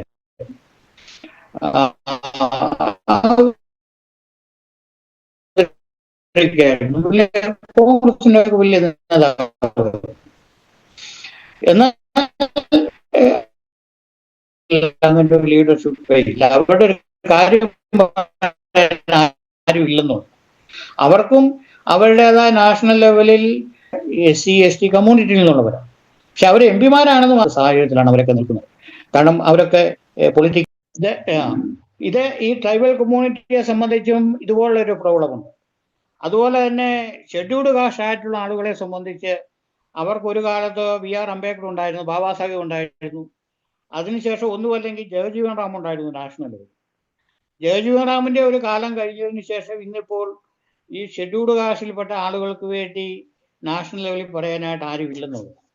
എന്ന് പറഞ്ഞാൽ ഇന്ത്യയിലെ ഡെവലപ്പ് ചെയ്തു വന്ന ഈ പൊളിറ്റിക്കലായിട്ടുള്ള ആ ഒരു ഡെവലപ്മെന്റിൽ ഈ പറയുന്ന എല്ലാ മൈനോറിറ്റി കമ്മ്യൂണിറ്റിയുടെ ലീഡർഷിപ്പിനെ നശിപ്പിച്ചു കളഞ്ഞു, അത് ഇല്ലാതാക്കി കളഞ്ഞു. അത് ഇതിൻ്റെയൊക്കെ പിന്നുള്ള വലിയ അജണ്ടകളുണ്ട്. പക്ഷെ അതൊന്നും ഈ കമ്മ്യൂണിറ്റിയിൽപ്പെട്ട ആളുകൾക്ക് കൃത്യമായിട്ട് അത് മനസ്സിലാക്കിയിട്ടില്ല എന്നുള്ളതാണ്. അപ്പൊ അതിന്റെ പരിണത ഫലമായി ഈ സംഭവങ്ങളെല്ലാം ഇന്ന് ലീഡർഷിപ്പ് ഇല്ലാത്ത ഒരവസ്ഥയിലാണ് എത്തിച്ചേർന്നിരിക്കുന്നത്. അപ്പോൾ ഈ ഒരു സാഹചര്യത്തെ നമുക്ക് അതിജീവിക്കാൻ കഴിഞ്ഞെങ്കിൽ മാത്രമേ ഈ കമ്മ്യൂണിറ്റിക്ക് മുമ്പോട്ട് പോകാനായിട്ട് പറ്റുകയുള്ളൂ. അപ്പം അതിനുള്ള ഒരു ശ്രമം ഇപ്പൊ ഈ ബാംസെപ്പിന്റെ പ്രവർത്തനങ്ങളിലൂടെ നമ്മൾ ഓൾ ഇന്ത്യയിൽ ഇപ്പം നടത്തുന്നുണ്ട്. പ്രത്യേകിച്ച് ഹിന്ദി ബെൽറ്റിലാണ്, നോർത്ത് ഇന്ത്യൻ മേഖലകളിലാണ്. നമ്മൾ അതിനുവേണ്ടിയുള്ള ഒരുപാട് കേഡർ ക്യാമ്പുകൾ 2 ദിവസത്തെ 3 ദിവസത്തെ 5 ദിവസത്തെ കേഡർ ക്യാമ്പുകൾ ക്രമീകരിക്കുന്നുണ്ട്. അങ്ങനെ കേഡേഴ്സ് ആയിട്ടുള്ള നല്ല യോദ്ധാക്കളെ ഈ കമ്മ്യൂണിറ്റിയിൽ നിന്ന് നമ്മൾ ഉയർത്തിക്കൊണ്ട് വരാനായിട്ടുള്ളൊരു ശ്രമത്തിലാണ് ഇപ്പോൾ നമ്മൾ പങ്കുചേർന്നിരിക്കുന്നത്. ഈ മൈനോറിറ്റി കമ്മ്യൂണിറ്റികളെ സംബന്ധിച്ചുള്ള വേറൊരു പ്രശ്നമെന്ന് പറയുന്നത് ലീഡർഷിപ്പ് ഇല്ല എന്നത് കഴിഞ്ഞാൽ പിന്നെ ഭൂരിപക്ഷം ആളുകളെ സംബന്ധിച്ചും ആദിവാസികൾ ഒഴിച്ച് മറ്റുള്ളവരെല്ലാം സംബന്ധിച്ച് കൂടുതലും ഭൂമിയില്ലാത്തവരാണ്, ഭൂമിഹീനരാണ്. ഇപ്പൊ SC കമ്മ്യൂണിറ്റി ഇപ്പൊ ക്രിസ്ത്യൻ കമ്മ്യൂണിറ്റിയിലെ നോർത്ത് ഇന്ത്യയിലൊക്കെയുള്ള ക്രിസ്ത്യൻസിന്റെ ഏതാണ്ട് 90% SC/ST കമ്മ്യൂണിറ്റി എന്നുള്ളവരാണ്. എന്നാൽ ST കമ്മ്യൂണിറ്റി ഉള്ളവരെ സംബന്ധിച്ച് ഭൂമിയുണ്ട്, എന്നാൽ SC കമ്മ്യൂണിറ്റിയിൽ വന്നവരെ സംബന്ധിച്ച് അവരെല്ലാം ഭൂമിഹീനരാണ്. അപ്പോൾ ഭൂമിയില്ലാത്തവരായതുകൊണ്ട് അവർക്ക് അവരുടെ ഒരു അസ്തിത്വം വേണ്ട രീതിയിൽ സമൂഹത്തിൽ പ്രകാശിപ്പിക്കാനോ പ്രകടിപ്പിക്കാനോ ഒന്നും അവർക്ക് പറ്റുന്നില്ല എന്നുള്ളതാണ്. കാരണം അവരെ ഇങ്ങനെ ഒരു അനാഥരെ പോലെ കഴിയുന്ന, ആരെങ്കിലുമൊക്കെ ആശ്രയിച്ച് കഴിയുന്ന ഒരു സാഹചര്യത്തിലാണ് അവരൊക്കെ മുമ്പോട്ട് പോകുന്നത്. എന്നാൽ ഇന്ത്യൻ ഭരണഘടന നൽകുന്ന, നമുക്ക് എല്ലാവർക്കും നൽകുന്ന അവകാശങ്ങളോ അധികാരങ്ങളോ ഒന്നും അവർക്ക് ഇതുവരെ കിട്ടിയിട്ടില്ല. അത് അവർക്ക് കൊടുക്കാനുള്ള ഒരു ശ്രമവും ഈ ഗവൺമെന്റിന്റെ ഭാഗത്തുനിന്നും ഉണ്ടാകുന്നില്ല എന്ന്. അപ്പം ഇത് ഇങ്ങനെയുള്ള ഈ വലിയൊരു പ്രശ്നം. അതുപോലെ തന്നെ ഈ എഡ്യൂക്കേഷൻ രംഗത്ത് ഇപ്പം ഈ പുതിയ എഡ്യൂക്കേഷൻ പോളിസിയൊക്കെ, ന്യൂ എഡ്യൂക്കേഷൻ പോളിസിയൊക്കെ കൊണ്ടുവന്ന് കഴിഞ്ഞപ്പോഴത്തേക്ക് പണമുള്ളവർക്ക് മാത്രം പഠിച്ചു മുമ്പോട്ട് പോകാൻ പറ്റുന്ന സാഹചര്യം ഇപ്പോൾ സൃഷ്ടിക്കപ്പെട്ടിട്ടുണ്ട്. ഗവൺമെന്റിന്റെ ഈ എഡ്യൂക്കേഷൻ സിസ്റ്റത്തിനുള്ളിലെല്ലാം ഒരിടത്തും തന്നെ കാര്യമായ പഠനങ്ങളോ പിള്ളേരെ പഠിപ്പിക്കുന്ന സംവിധാനങ്ങളൊന്നും കാര്യമായിട്ടില്ല എന്നുള്ളത്. അതെല്ലാം മുഴുവൻ താറുമാറാക്കി കഴിഞ്ഞിരിക്കുക. എപ്പോഴും ഓരോ സ്കൂളുകളിലെ പല ഉത്സവങ്ങളും പരിപാടികളും മേളകളും ഒക്കെ നടത്തി ഈ പഠനം എന്നുള്ളത് തന്നെ ഈ ദരിദ്ര സമൂഹത്തിൽ നിന്ന് അങ്ങ് അന്യവൽക്കരിക്കപ്പെട്ടുകൊണ്ടിരിക്കുന്ന ഒരു സാഹചര്യത്തോട്ട് ഇവിടെയൊക്കെ എത്തുന്നുണ്ട് നോർത്ത് ഇന്ത്യയിൽ. അപ്പം ഇതിനൊക്കെ എതിരെ ഇപ്പം നമ്മള് ബാംസെപ്പിന്റെ ഇതിൽ നമ്മള് ഈ അടുത്ത സമയത്ത് ഞങ്ങളുടെ ഒരു മീറ്റിംഗ് നടന്നു. അത് ഈ സംബന്ധിച്ച് ആലോചനകൾ നടന്നു. അതിന് മുമ്പോട്ട് ഇനി വെക്കാൻ പോകുന്നത് നമ്മള് 1 നേഷൻ 1 എഡ്യൂക്കേഷൻ 1 സിലബസ് 1 കരിക്കുലം എന്നുള്ള ആ ഒരു പോളിസി ഇനി ബാംസെപ്പ് മുമ്പോട്ട് വെക്കാനായിട്ട് പോവുകയാണ്. കാരണം ഈ ഓരോ മേഖലകളിലുമുള്ള ഈ പ്രശ്നങ്ങളെ നമ്മൾ സ്റ്റഡി ചെയ്യുന്നുണ്ട്. സ്റ്റഡി ചെയ്ത് അതിനൊരു പരിഹാരം എന്ന നിലയ്ക്ക് നമ്മൾ അതിൻ്റെ ഒരു ഓപ്ഷൻ നമ്മൾ കൊടുക്കുന്നുണ്ട്. അപ്പോൾ എഡ്യൂക്കേഷൻ സിസ്റ്റത്തിൽ വലിയൊരു മാറ്റം ഇന്ത്യയിൽ ആവശ്യമുണ്ട്. ഇപ്പോൾ ഇതെല്ലാം അത് ദരിദ്ര സമൂഹത്തിന്, മൈനോറിറ്റീസ് ആയിട്ടുള്ളവർക്കൊന്നും പ്രയോജനപ്പെടുന്നതല്ല എന്നുള്ളത് കൃത്യമായിട്ട് മനസ്സിലാക്കിയിട്ടുണ്ട്. അതനുസരിച്ച് നമ്മൾ ഇനി മുമ്പോട്ട് പോകാനായിട്ട് ശ്രമിക്കുക. അപ്പം കേരളത്തിലെ, കാരണം ഈ കേരളത്തിലുള്ളവരെ സംബന്ധിച്ച് ഈ കേരളത്തിലെ സാഹചര്യമല്ല കേരളം വിട്ടൊടി നോർത്ത് ഇന്ത്യയുടെ ഒരു പ്രദേശത്തുമുള്ളൂ. കാരണം ഇന്ത്യയുടെ ഒരു പരിച്ഛേദമല്ല കേരളം. കേരളം ഒരുപക്ഷെ യൂറോപ്പിൻ്റെയോ അമേരിക്കയുടെ ഒരു പരിച്ഛേദം എന്ന് വേണമെങ്കിൽ നമുക്ക് പറയാം. അവിടെയുള്ള അതേ സാഹചര്യങ്ങളൊക്കെ കേരളത്തിലും മിക്ക സ്ഥലങ്ങളിലൊക്കെ. അപ്പം ഈ കേരളത്തിലുള്ളവർ എപ്പോഴും അതുകൊണ്ട് ശ്രദ്ധിക്കുന്നത് യൂറോപ്പിലും അമേരിക്കയിലും ഒക്കെ ഉള്ള കാര്യങ്ങൾ ചെറിയ മൂവ്മെന്റ് പോലും മനസ്സിലാക്കുകയും പ്രതികരിക്കുകയും ഒക്കെ ചെയ്യും. പക്ഷേ ഈ ഇന്ത്യയിൽ നടക്കുന്ന മാറ്റങ്ങളാണ് കൂടുതൽ കേരളത്തിലുള്ളവരെ അസ്വസ്ഥരാക്കുന്നത്. കൂടുതൽ ബുദ്ധിമുട്ടുകൾ കേരളത്തിലുള്ളവർക്ക് സൃഷ്ടിക്കുന്നത് ഇന്ത്യ രാജ്യത്ത് നടക്കുന്ന പ്രശ്നങ്ങൾ, ഇവിടെ ഗവൺമെന്റ് എടുക്കുന്ന നിലപാടുകളും പോളിസികളും ഇതൊക്കെയാണ്. പക്ഷേ അതിലോട്ട് കേരളത്തിലുള്ളവർ അത് ശ്രദ്ധിക്കുന്നില്ല എന്നുള്ളത്. ഇപ്പം ഈ പ്രധാനമന്ത്രി എഡ്യൂക്കേഷൻ PM സ്കൂൾ സിസ്റ്റം വന്നപ്പം ഗവൺമെന്റ് തന്നെ അതൊക്കെ വലിയ പ്രശ്നങ്ങൾ ഉണ്ടാക്കുന്നതാണ്. തമിഴ്നാടൊക്കെ അതിനെ എതിർക്കുന്നുണ്ട്. കേരളമൊക്കെ അപ്പോൾ കേരളത്തിലുള്ളവരും ഇതേക്കുറിച്ച് വലിയ ചർച്ചകളൊന്നും തന്നെ നടത്തുന്നില്ല എന്നുള്ളത് ഓരോ കാര്യങ്ങളിലും. അപ്പം ഇതൊക്കെ എന്ന് പറഞ്ഞാൽ ഭാരതത്തിലെ ഒരു ജനാധിപത്യ ക്രമത്തിൽ ഭരണഘടനയ്ക്കനുസരിച്ച് നമ്മൾ എത്രമാത്രം ബോധവാന്മാരാകണം അതിനെക്കുറിച്ച് കേരളത്തിലുള്ളവരൊന്നും അത്രയും ബോധവാന്മാരാകുന്നില്ല. ഇനി ഒരുപാട് മുമ്പോട്ട് പോകേണ്ടതായിട്ടുണ്ട്. ഉണ്ടെങ്കിൽ മാത്രമേ നമുക്കൊരു കേരളത്തിലുള്ളവർക്ക് ഒരു നാഷണൽ ലീഡർഷിപ്പിന്റെ ഭാഗമായിട്ട് നിൽക്കാനായിട്ടു. അങ്ങനെ ഒരു ചിന്താഗതിയും ധാരണയൊക്കെ ഉണ്ടെങ്കിൽ മാത്രമേ ഒക്കത്തുള്ളൂ. അങ്ങനെയുള്ള ഒരു പണ്ടൊക്കെ ഉണ്ടായിരുന്നു. പക്ഷെ ഇപ്പൊ അങ്ങനെയുള്ളവർ വളരെ ചുരുക്കമാണ്. കേരളത്തെ കുറിച്ച് മാത്രം ചിന്തിക്കുകയും പറയുകയും ചെയ്യും. അപ്പൊ അതുകൊണ്ട് തന്നെ കേരളത്തിൽ മാത്രമുള്ള ലീഡർഷിപ്പായിട്ട് മാത്രം നിൽക്കുകയുള്ളൂ. ഒരു നാഷണൽ ലെവലിലോട്ട് വരാനായിട്ട് പറ്റുകയില്ല എന്നുള്ളത്. അപ്പം ഇങ്ങനെയുള്ള ഈ ഒരുപാട് പ്രശ്നങ്ങളെ നമ്മളിപ്പോൾ സമൂഹം അഭിമുഖീകരിക്കുന്ന പ്രശ്നങ്ങളെ ഞങ്ങളെ അഡ്രസ് ചെയ്യാനായിട്ട് ശ്രമിക്കുന്നുണ്ട്. പിന്നെ ഇതിൻ്റെ അകത്ത് ഉള്ള ഒരു വിഷയം, ഈ കേരളത്തിലെ ഇന്ത്യയിലെ സ്വാതന്ത്ര്യം കിട്ടുന്നതിന് മുമ്പുള്ള ഈ ബ്രാഹ്മണിക്കൽ വ്യവസ്ഥിതി, മനുവാദി വ്യവസ്ഥ, അത് വരുത്തിയിട്ടുള്ള നഷ്ടം, ഈ ഭാരതത്തിലെ SC ST OBC മൈനോറിറ്റി കമ്മ്യൂണിറ്റിക്ക് വരുത്തിയിട്ടുള്ള നഷ്ടം എത്രയാണെന്ന് കൃത്യമായി ഇതുവരെ നമുക്ക് അളക്കാനുള്ള ശ്രമം നടന്നിട്ടില്ല. ഇപ്പോൾ ഈ നോർത്ത് ഇന്ത്യയിലൊക്കെ ആളുകൾ പറയാൻ തുടങ്ങിയിരിക്കുന്നു. അത് അളക്കേണ്ടതായിട്ടുണ്ട്, അങ്കലനം ചെയ്യേണ്ടതായിട്ടുണ്ട്, ആ ശരി എത്രയാണ് എന്ന് മനസ്സിലാക്കേണ്ടതായിട്ടുണ്ട്. എന്ന് പറഞ്ഞാൽ ഈ ഒരു സമൂഹം ഇന്ന് ഇന്ത്യയിൽ ഈ ദരിദ്രരായിട്ട് കഴിയുന്ന മൈനോറിറ്റി, SC ST OBC ഈ മൈനോറിറ്റിയിൽപ്പെട്ട ദരിദ്രരായ സമൂഹം ഇങ്ങനെ ദരിദ്രരായിട്ട് കഴിയേണ്ടി വന്നതിൻ്റെ ഒരു കാരണം ഈ മനുസ്മൃതി വ്യവസ്ഥകളാണ് എന്ന് കൃത്യമായി ഇന്ത്യക്കാരായ ബഹുജൻ സമാജ് ഇപ്പോൾ തിരിച്ചറിഞ്ഞു. അപ്പം അതിൻ്റെ ഭാഗമായി ഇന്നിപ്പോൾ ഇന്ത്യയുടെ എല്ലാ ഭാഗങ്ങളിലും സംഘർഷം നടന്നുകൊണ്ടിരിക്കുക, പ്രത്യേകിച്ച് നോർത്ത് ഇന്ത്യയുടെ ഏരിയകൾ. ഇപ്പം മധ്യപ്രദേശ് ആകട്ടെ, രാജസ്ഥാൻ ആകട്ടെ, ഗുജറാത്ത് ആകട്ടെ, ഉത്തർപ്രദേശ് ആകട്ടെ, ബീഹാർ, ആസാം ആകട്ടെ, ഇവിടെ എല്ലാം വലിയ സംഘർഷം നടക്കുന്നുണ്ട്. ഈ ജനങ്ങളെ നീതിക്ക് വേണ്ടിയുള്ള വലിയ പോരാട്ടത്തിൽ ഇറങ്ങിയിരിക്കുക. അപ്പോൾ ഈ ഗവൺമെന്റ് സമയാസമയങ്ങളിൽ ഈ സമൂഹത്തിൽ വിവിധ രീതിയിലുള്ള ഡിസ്റ്റർബൻസ് ഉണ്ടാക്കാനായിട്ടുള്ള പുതിയ തീരുമാനങ്ങളുണ്ട്. എടുക്കുന്ന തീരുമാനങ്ങളിലൂടെ ഈ ഓരോ സമൂഹങ്ങൾ വലിയ സംഘർഷം നടത്തേണ്ട സാഹചര്യത്തിലോട്ട് എത്തുകയാണ്. സംഘർഷം നടത്തി ചില സ്ഥലങ്ങളിൽ ചിലർ വിജയിക്കുന്നു, അധികം സ്ഥലങ്ങളിൽ അവരെല്ലാം പരാജയപ്പെടുകയും ചെയ്യുന്നു ഇപ്പോഴത്തെ ഒരു സാഹചര്യത്തിൽ. ഇപ്പൊ നമുക്കറിയാം, കർഷകർ സമരം തുടങ്ങി. ഓരോ വർഷങ്ങൾ സമരം നീണ്ടിട്ടും ഇതുവരെയും അതിൻ്റെ ഒരു നല്ലൊരു പോസിറ്റീവായിട്ടുള്ള അവർക്ക് പ്രയോജനമുള്ള രീതിയിലോട്ടൊന്നും അതിനെ കൊണ്ടുവരാനായിട്ട് പറ്റിയിട്ടില്ല. ആ സമരം ഇപ്പോഴും തുടരുകയാണ്. അവർ തുടർന്നുകൊണ്ടിരിക്കുകയാണ് ആ സമരമൊക്കെ. എന്നുവെച്ചാൽ ഇവിടെ അതിൽ നിന്ന് നമ്മൾ മനസ്സിലാക്കിയ ഒരു സംഗതിയുണ്ട്. ഇവിടെ നടത്തുന്ന സമരങ്ങൾ ഈ പ്രത്യേകം ഏതെങ്കിലുമൊക്കെ ഒരു ഗ്രൂപ്പ് സമരം നടത്തിയാലൊന്നും ഇവിടെ വിജയിക്കാൻ പോകുന്നില്ല. ഈ പ്രതിസന്ധികൾ നേരിടുന്ന എല്ലാ സമൂഹങ്ങളും ഒന്നിച്ചു നിന്ന് സമരങ്ങൾ നടത്തുകയും അവകാശങ്ങളെ നേടിയെടുക്കാനായിട്ട് ശ്രമിക്കുകയും ചെയ്തെങ്കിൽ മാത്രമേ നീതി ലഭിക്കുകയുള്ളൂ എന്നുള്ളത് ഈ ഓരോ സംഭവങ്ങളും ഇപ്പം മനസ്സിലാക്കിയിട്ടുണ്ട്. അപ്പം അതുകൊണ്ട് അവര് ഒന്നിക്കാനായിട്ടുള്ള വലിയൊരു ശ്രമം ഇപ്പം നടക്കുന്നുണ്ട്. ഒന്നിച്ചു പോകണം എന്നുള്ള രീതി. ഇപ്പം ഞങ്ങള് ഈ കഴിഞ്ഞ ഡിസംബർ 26 മുതൽ 30 വരെ ഒഡീഷയിലെ കട്ടക്ക് വെച്ച് ഈ വാംസപ്പിന്റെ നാഷണൽ കൺവെൻഷൻ 5 ദിവസം നടത്തേണ്ടതായിട്ടുണ്ട്. എന്നാൽ അത് നടത്താനുള്ള എല്ലാ ക്രമീകരണം അവിടെ ഏതാണ്ട് ഒരു 15,000-ഓളം ആളുകൾ ഇന്ത്യയുടെ എല്ലാ ഭാഗങ്ങളിൽ നിന്നും വന്ന് അവിടെ ഒന്നിച്ച് താമസിച്ച് ഈ 5 ദിവസം ഇതേക്കുറിച്ചുള്ള ഒരുപാട് ഡിസ്കഷൻ അവിടെ നടന്നു. എന്നാൽ ഇവിടെയുള്ള ഒഡീഷയിലെ BJP ഗവൺമെന്റ് 2 ദിവസം മുമ്പ് ഞങ്ങൾക്ക് തന്നിരുന്ന ആ പെർമിഷൻ ക്യാൻസൽ ചെയ്ത് കഴിഞ്ഞപ്പോൾ ഓട്ടോമാറ്റിക്കായിട്ട് 2-2.5-3 കോടിയോളം രൂപ നമ്മൾ ചെലവഴിച്ചവിടെ അവിടെ അതിൻ്റെ ആളുകൾക്കും താമസിക്കാനായിട്ടുള്ള എല്ലാ സെറ്റിൽമെന്റ്സ് തയ്യാറാക്കുന്നതിന് വേണ്ടി. അത് കഴിഞ്ഞപ്പോഴാണ് അവർ ക്യാൻസൽ ചെയ്ത് കഴിഞ്ഞപ്പോൾ മറ്റൊരു മാർഗമില്ല. ഹൈക്കോടതി പോയി. ഹൈക്കോടതിയും നമുക്കൊരു റിലീഫ് തന്നില്ല. അത് കാരണം ആ പ്രോഗ്രാം നമുക്ക് നടത്താനായിട്ട് പറ്റിയില്ല. എന്നാൽ അതിൻ്റെ ഒരു പരിണത ഫലം എന്ന നിലയ്ക്ക് ഇന്ത്യയിൽ മുഴുവനുമുള്ള ഈ SC ST OBC മൈനോറിറ്റി വിഭാഗങ്ങളിൽപ്പെട്ട ആളുകൾ ഇതിനെതിരെ പ്രതികരിക്കുകയും വിവിധ സ്ഥലങ്ങളിൽ സമരം നടത്തുകയും അപ്പം അവരെല്ലാം കൂടി ഇപ്പോൾ ഫെബ്രുവരി മാസം 22-ാം തീയതി നാഗപ്പൂർ RSSന്റെ ഹെഡ്ക്വാർട്ടർ ഗരാവ ചെയ്യാനായിട്ടുള്ള തീരുമാനം എടുത്തിട്ടുണ്ട്. കാരണം ഇതിങ്ങനെ മുമ്പോട്ട് പോകാനായിട്ട് പറ്റത്തില്ല.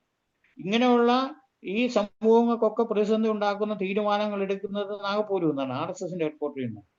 ഇത് ആളുകൾ മനസ്സിലാക്കിയിട്ടുണ്ട്. അപ്പം അവർക്കെതിരെ ഇപ്പം സംഘടിതമായി നീങ്ങാനായിട്ട് ഇപ്പം ഉള്ള തീരുമാനങ്ങൾ വന്നിട്ടുണ്ട്. അപ്പം ഇനിയും മുമ്പോട്ട് ഇനി ഇതിൻ്റെ അകത്ത് നമുക്ക് ചെയ്യാൻ ഇപ്പം നമ്മുടെ ഈ മൈനോറിറ്റി കമ്മ്യൂണിറ്റി സമയത്ത് ക്രിസ്ത്യൻസ് ആയാലും ഉള്ളത് ഒരു കാര്യമുള്ളത്, ഒന്ന്, ഈ നമുക്ക് എന്തെങ്കിലും ആശ്വാസത്തിന് വകയുള്ള കാര്യങ്ങൾ ഇന്ന് നമുക്കുണ്ടെങ്കിൽ അത് ഭരണഘടനയുടെ മാത്രമാണ്. ഭരണഘടന ഇന്ത്യയിൽ ഉള്ളത് കൊണ്ട് മാത്രമാണ് അത് നമുക്ക് ലഭിച്ചിരിക്കുന്നത്. അപ്പോൾ ഇത് നമ്മുടെ ആളുകൾ അത് കൃത്യമായിട്ട് മനസ്സിലാക്കുന്നുണ്ട്. ഒന്ന്, നമ്മളെല്ലാം ആത്മീയരാണ്. ഈ ആത്മീയരായതുകൊണ്ടുള്ള ഒരു പ്രശ്നം എന്ന് പറഞ്ഞാൽ ദൈവം തന്നതാണ് എന്ന് പറയാനായിട്ട് ശ്രമിക്കും. അപ്പം ദൈവം തന്നതാണ്ട് ദൈവത്തിന് നന്ദി കരയേറ്റ് മുമ്പോട്ട് പോകാം എന്നുള്ള രീതിയിലോട്ട് പോവുകയാണ്. എന്നാൽ ഭരണഘടനയിലൂടെയാണ് നമുക്കിത് കിട്ടിയതെന്നും ഈ ഭരണഘടന നിലനിന്നെങ്കിൽ മാത്രമേ തുടർന്ന് ഇത് നമുക്ക് ലഭിക്കുകയുള്ളൂ എന്നുമുള്ള ഒരു ബോധ്യം നമ്മുടെ ആളുകളിലേക്ക് ഇനി ഉണ്ടാകേണ്ടതായിട്ടുണ്ട്. ആ ബോധ്യം ഉണ്ടായെങ്കിൽ മാത്രമേ ഭരണഘടനയെ നിലനിർത്തുന്നതിനുള്ള സമരത്തിൽ പങ്കുചേർന്നു. ആ ബോധ്യം ഉണ്ടാക്കാനുള്ള ഒരു ശ്രമം, നല്ലൊരു എഡ്യൂക്കേഷൻ പ്രോസസ്സാണ് ഇപ്പോൾ ഞങ്ങൾ നടത്തിക്കൊണ്ടിരിക്കുന്നത്. എല്ലാവരിലും ഭരണഘടനാ മൂല്യങ്ങൾ എന്താണ് എന്നുള്ളത് ഓരോരുത്തരെയും മനസ്സിലാക്കിക്കാനുള്ള ശ്രമം നമ്മളിപ്പോൾ നടത്തിക്കൊണ്ടിരിക്കുകയാണ്. അപ്പം ഇവിടെ ഈ ക്രിസ്ത്യൻ കമ്മ്യൂണിറ്റിയെ സംബന്ധിച്ചും ഈ ഒരു പ്രശ്നമുണ്ട്. അവരും ഈ ഭരണഘടനയെക്കുറിച്ചുള്ള വലിയ അറിവുള്ളവരായിട്ടല്ല മുമ്പോട്ട്. ഈ ഭരണഘടന ഉള്ളത് കൊണ്ടാണ് നമുക്കിന്ന് പള്ളി ഉണ്ടാക്കാനായാലും ആരാധന നടത്താനായാലും ഇങ്ങനെ മീറ്റിങ്ങുകൾ നടത്താനായാലും ഇപ്പോൾ ഓൺലൈൻ മീറ്റിംഗ് ആയാലും നടത്താനായാലും നമുക്ക് പറ്റും. ഭരണഘടന നമുക്ക് അതിനുള്ള അധികാരം തന്നിട്ടുണ്ട് എന്നുള്ളത് കൊണ്ട്. എന്നാൽ ആ ഭരണഘടനയെ ദുർബലപ്പെടുത്തുന്ന അതിനെ നശിപ്പിക്കാനായിട്ടുള്ള വലിയ വ്യാപകമായുള്ള ശ്രമം ഇന്ത്യയിൽ നടന്നുകൊണ്ടിരിക്കുകയാണ്. നടന്നു പറഞ്ഞാൽ ഇപ്പം തുടങ്ങിയൊന്നുമല്ല. ഇത് ഭരണഘടന 1950 ഭരണഘടന ഇന്ത്യയിൽ നടപ്പിലാക്കി അന്നു മുതൽ തുടങ്ങിയ ഒരു കാര്യമാണ്. അതിനെ ദുർബലപ്പെടുത്താനായിട്ടുള്ള ഒരു ശ്രമം എന്ന് പറഞ്ഞാൽ ഈ ഒന്നാമത്തെ കാര്യം എന്ന് പറയുന്നത്, ഇന്ത്യയിൽ ഈ ഭരണഘടനയിൽ റിസർവേഷൻ എന്ന് പറയുന്ന ഒരു മാറ്റമുണ്ട്. റിസർവേഷൻ അത് വലിയ ഈ സ്വാതന്ത്ര്യം കിട്ടിയ അന്നു മുതൽ ഇത് ഇന്ത്യയിൽ ചർച്ച ചെയ്യപ്പെടുന്ന ഒരു വിഷയമാണ്. ഇന്ന് ചർച്ച ചെയ്യപ്പെട്ടുകൊണ്ടിരിക്കുന്ന ഒരു വിഷയമാണ്. റിസർവേഷനിൽ SC കാറ്റഗറി എന്ന് പറയുന്നത് ഏതാണ്ട് 1600-ലധികം ജാതി ഉപജാതി വിഭാഗങ്ങൾ ഇന്ത്യയിലുണ്ട്. SC കാറ്റഗറിയിൽപ്പെടുന്ന ഈ കാറ്റഗറിയിൽപ്പെട്ട എല്ലാവർക്കും റിസർവേഷന്റെ ബെനിഫിറ്റ് കിട്ടാനുള്ള വ്യവസ്ഥ ഭരണഘടനയിലുണ്ട്. എന്നാൽ ഭരണഘടന 1950 ജനുവരി 26 ഇന്ത്യയിൽ നടപ്പിലാക്കി. അതിൻ്റെ ചില മാസങ്ങൾ കഴിഞ്ഞപ്പോൾ ഓഗസ്റ്റ് മാസത്തിൽ 50 തന്നെ ഓഗസ്റ്റ് മാസത്തിൽ ഇന്ത്യയുടെ രാഷ്ട്രപതിയായിരുന്ന അന്നത്തെ രാജേന്ദ്ര പ്രസാദ് ഒരു പ്രസിഡൻഷ്യൽ ഓർഡർ ഇറക്കുക.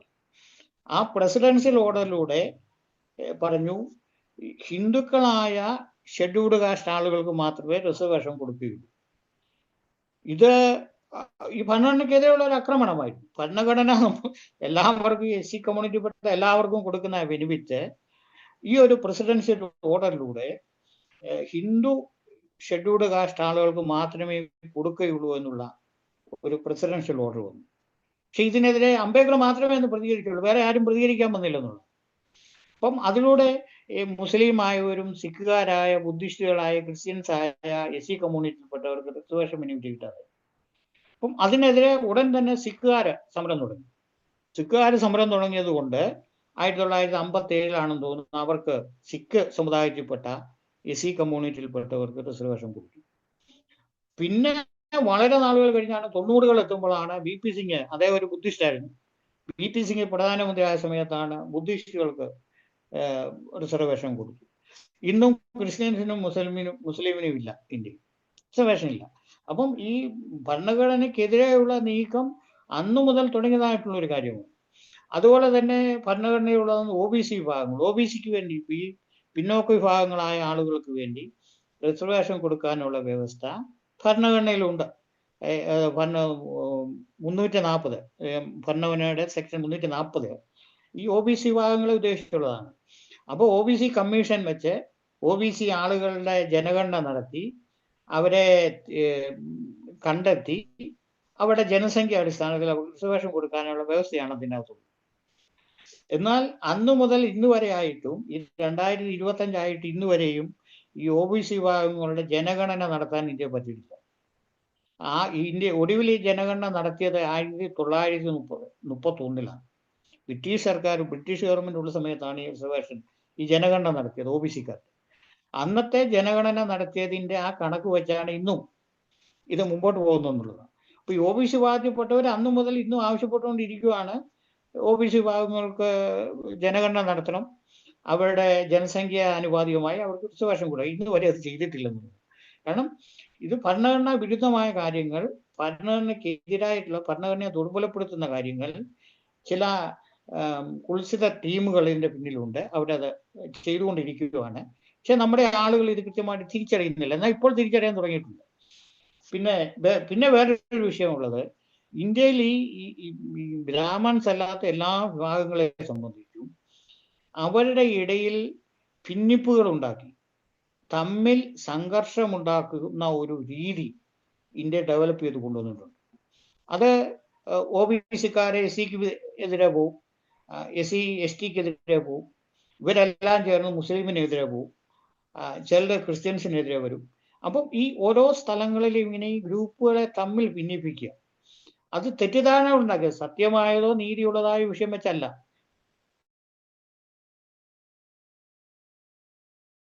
തെറ്റിദ്ധാരണകൾ ഉണ്ടാക്കി ഈ എവിടെയും അതേ സമയത്ത് നടന്നപ്പോൾ ഈ സമയത്ത് അമേരിക്കൻ ഒരു റിപ്പോർട്ട് വന്നിരിക്കുന്നത് 2 വർഷത്തിനിടയ്ക്ക് ഇന്ത്യയിൽ വലിയ കൂട്ടക്കൊലകൾ നടക്കാൻ സാധ്യതയുണ്ടെന്നുണ്ട്.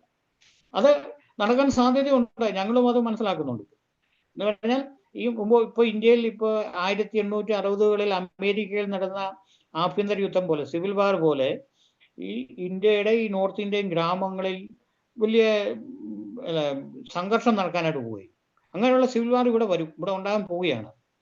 അപ്പം അതൊരു ഇനിയും ഞങ്ങളൊക്കെ ഞങ്ങളൊക്കെ ഇതിന്റെ ഒരു സ്റ്റഡിയിൽ മനസ്സിലാക്കുന്ന ഒരു 3-4 വർഷത്തിനുള്ളിൽ, 3-4-5 വർഷം വരെ, 30 വരെ ഈ സംഘർഷാത്മകമായ ഒരു സാഹചര്യം മുമ്പോട്ട്. അപ്പൊ അതിനുള്ളിൽ ഇത് മാറ്റം വരും.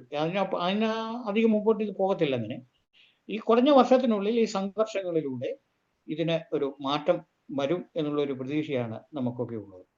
അപ്പം ഇവിടെ ഈ മൈനോറിറ്റീസായ ആളുകൾ ഈ ഭരണഘടനാ മൂല്യങ്ങളെ മുൻനിർത്തി മാത്രം മുമ്പോട്ട് പോകാനായിട്ട് പറ്റും. ഇത് BR അംബേദ്കർ അത് പറയുന്നുണ്ട്. അംബേദ്കർ 1900 ആ സമയങ്ങളൊക്കെ ഈ സമരം നടത്തുമ്പോൾ പലയിടത്തും ഹൈകാസ്റ്റായ ആളുകൾ വന്ന് ഉപദ്രവിക്കുന്നുണ്ട്, കല്ലെറിയുകയോ വടികൊണ്ട് അടിക്കുകയോ ചെയ്യും. അംബേദ്കറിനൊക്കെ തല്ലി കിട്ടിയിട്ടുണ്ട്. പക്ഷേ അതിനപ്പോൾ അംബേദ്കർ പറയുന്നുണ്ട്, അവരാക്രമിക്കുന്നതുകൊണ്ട് നമ്മൾ ആക്രമിക്കാൻ പോകരുത്, നമുക്കുള്ള ഒരു നീതിബോധത്തോടുകൂടെ നമ്മളത് മുമ്പോട്ട് പോകണം എന്ന് പറയുന്നുണ്ട്. അപ്പൊ അന്ന് അങ്ങനെ പോയി അവരങ്ങനെ സംഘർഷം നടത്തിയതിന്റെ ഫലമായിട്ടാണ് ഒടുവിൽ അംബേദ്കറിനെ എല്ലാവർക്കും അംഗീകരിക്കേണ്ടതായിട്ട് വരും. അപ്പൊ ഇന്ത്യയിൽ ഇന്ത്യയിൽ ഈ സംഘർഷമുണ്ടാക്കി, ആക്രമണമുണ്ടാക്കി, ഒരുപാട് നാശനഷ്ടങ്ങൾ വരുത്തി, ഇതെല്ലാം വലിയ ഭീകര സംഘടനകളാണ് ഈ പറയുന്ന മൈനോറിറ്റീസ്, ആദിവാസികൾ, അല്ലെങ്കിൽ ഇങ്ങനെയൊക്കെ വരുത്താനുള്ള വലിയൊരു ശ്രമം നടക്കുന്നു. അപ്പം ഇത് ഈ മുസ്ലിങ്ങളെ ഒരു കാലത്ത് ഏത് സമയത്ത് എവിടെയും ആക്രമണം ഉണ്ട്, അവർ വലിയ കല്ലേറും, അത് ജമ്മു കാശ്മീരിലായാലും UP-യിലായാലും ബീഹാറിലും ഒക്കെ നടത്തുമായിരുന്നത്. പക്ഷെ ഇപ്പോൾ അവരുടെ കമ്മ്യൂണിറ്റി നാഷണൽ ലെവലിൽ അത് ബോധവൽക്കരിക്കപ്പെട്ടു. ഇപ്പോൾ അങ്ങനെ അവർ സംഘർഷത്തിന് പോകുന്നില്ല. അവർ സ്റ്റെബിളായി, അവർ നാഷണൽ ലെവലിൽ അവരുടെ സ്ട്രാറ്റജി അവരുണ്ടാക്കിയിട്ടുണ്ട്. ആ സ്ട്രാറ്റജി അനുസരിച്ച് അവർ മുമ്പോട്ട് പോവുകയാണ്. അതിനെയും കുറച്ചുകൂടെ ഡെവലപ്പ് ചെയ്യാനായിട്ടുണ്ട് അവരുടെ ഉള്ളിൽ. അതുപോലെ തന്നെ ഈ ST കമ്മ്യൂണിറ്റി അവരുടെ നാഷണൽ, ഇപ്പോൾ ഈ കഴിഞ്ഞ ദിവസം മധ്യപ്രദേശിൽ നാഷണൽ ലെവലിലുള്ള അവരുടെ വലിയൊരു മീറ്റിംഗ് ഉണ്ടായി. അപ്പോൾ ഇന്ത്യയിലുള്ള മുഴുവൻ ട്രൈബൽ കമ്മ്യൂണിറ്റികളും, എല്ലാ സംസ്ഥാനങ്ങളിലുള്ള ട്രൈബൽ കമ്മ്യൂണിറ്റികൾ, അവര് ഈ കാര്യങ്ങളൊക്കെ കൃത്യമായി മനസ്സിലാക്കി കോർഡിനേറ്റ് ചെയ്ത് മുമ്പോട്ട് പോകാനായിട്ട് ശ്രമിക്കുന്നു.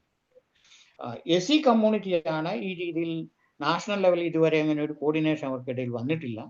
അത് സ്റ്റേറ്റ് വൈസിലൊക്കെ പലയിടത്തും നടന്നപ്പോൾ ഒഡീഷയിലൊക്കെ നമ്മൾ അതിൻ്റെ വലിയ പരിശ്രമം നടത്തുന്നുണ്ട്.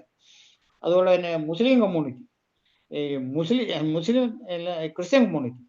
ക്രിസ്ത്യൻ കമ്മ്യൂണിറ്റി നോർത്ത് ഇന്ത്യയുടെ മേഖലയിൽ, ഇപ്പോൾ ഛത്തീസ്ഗഡിലാണ് വലിയ സംഘർഷം നടക്കുന്നത്. ഈ അടുത്ത സമയങ്ങളിൽ ഏറ്റവും വലിയ സംഘർഷം നടക്കുന്ന സ്ഥലം ഛത്തീസ്ഗഡാണ്.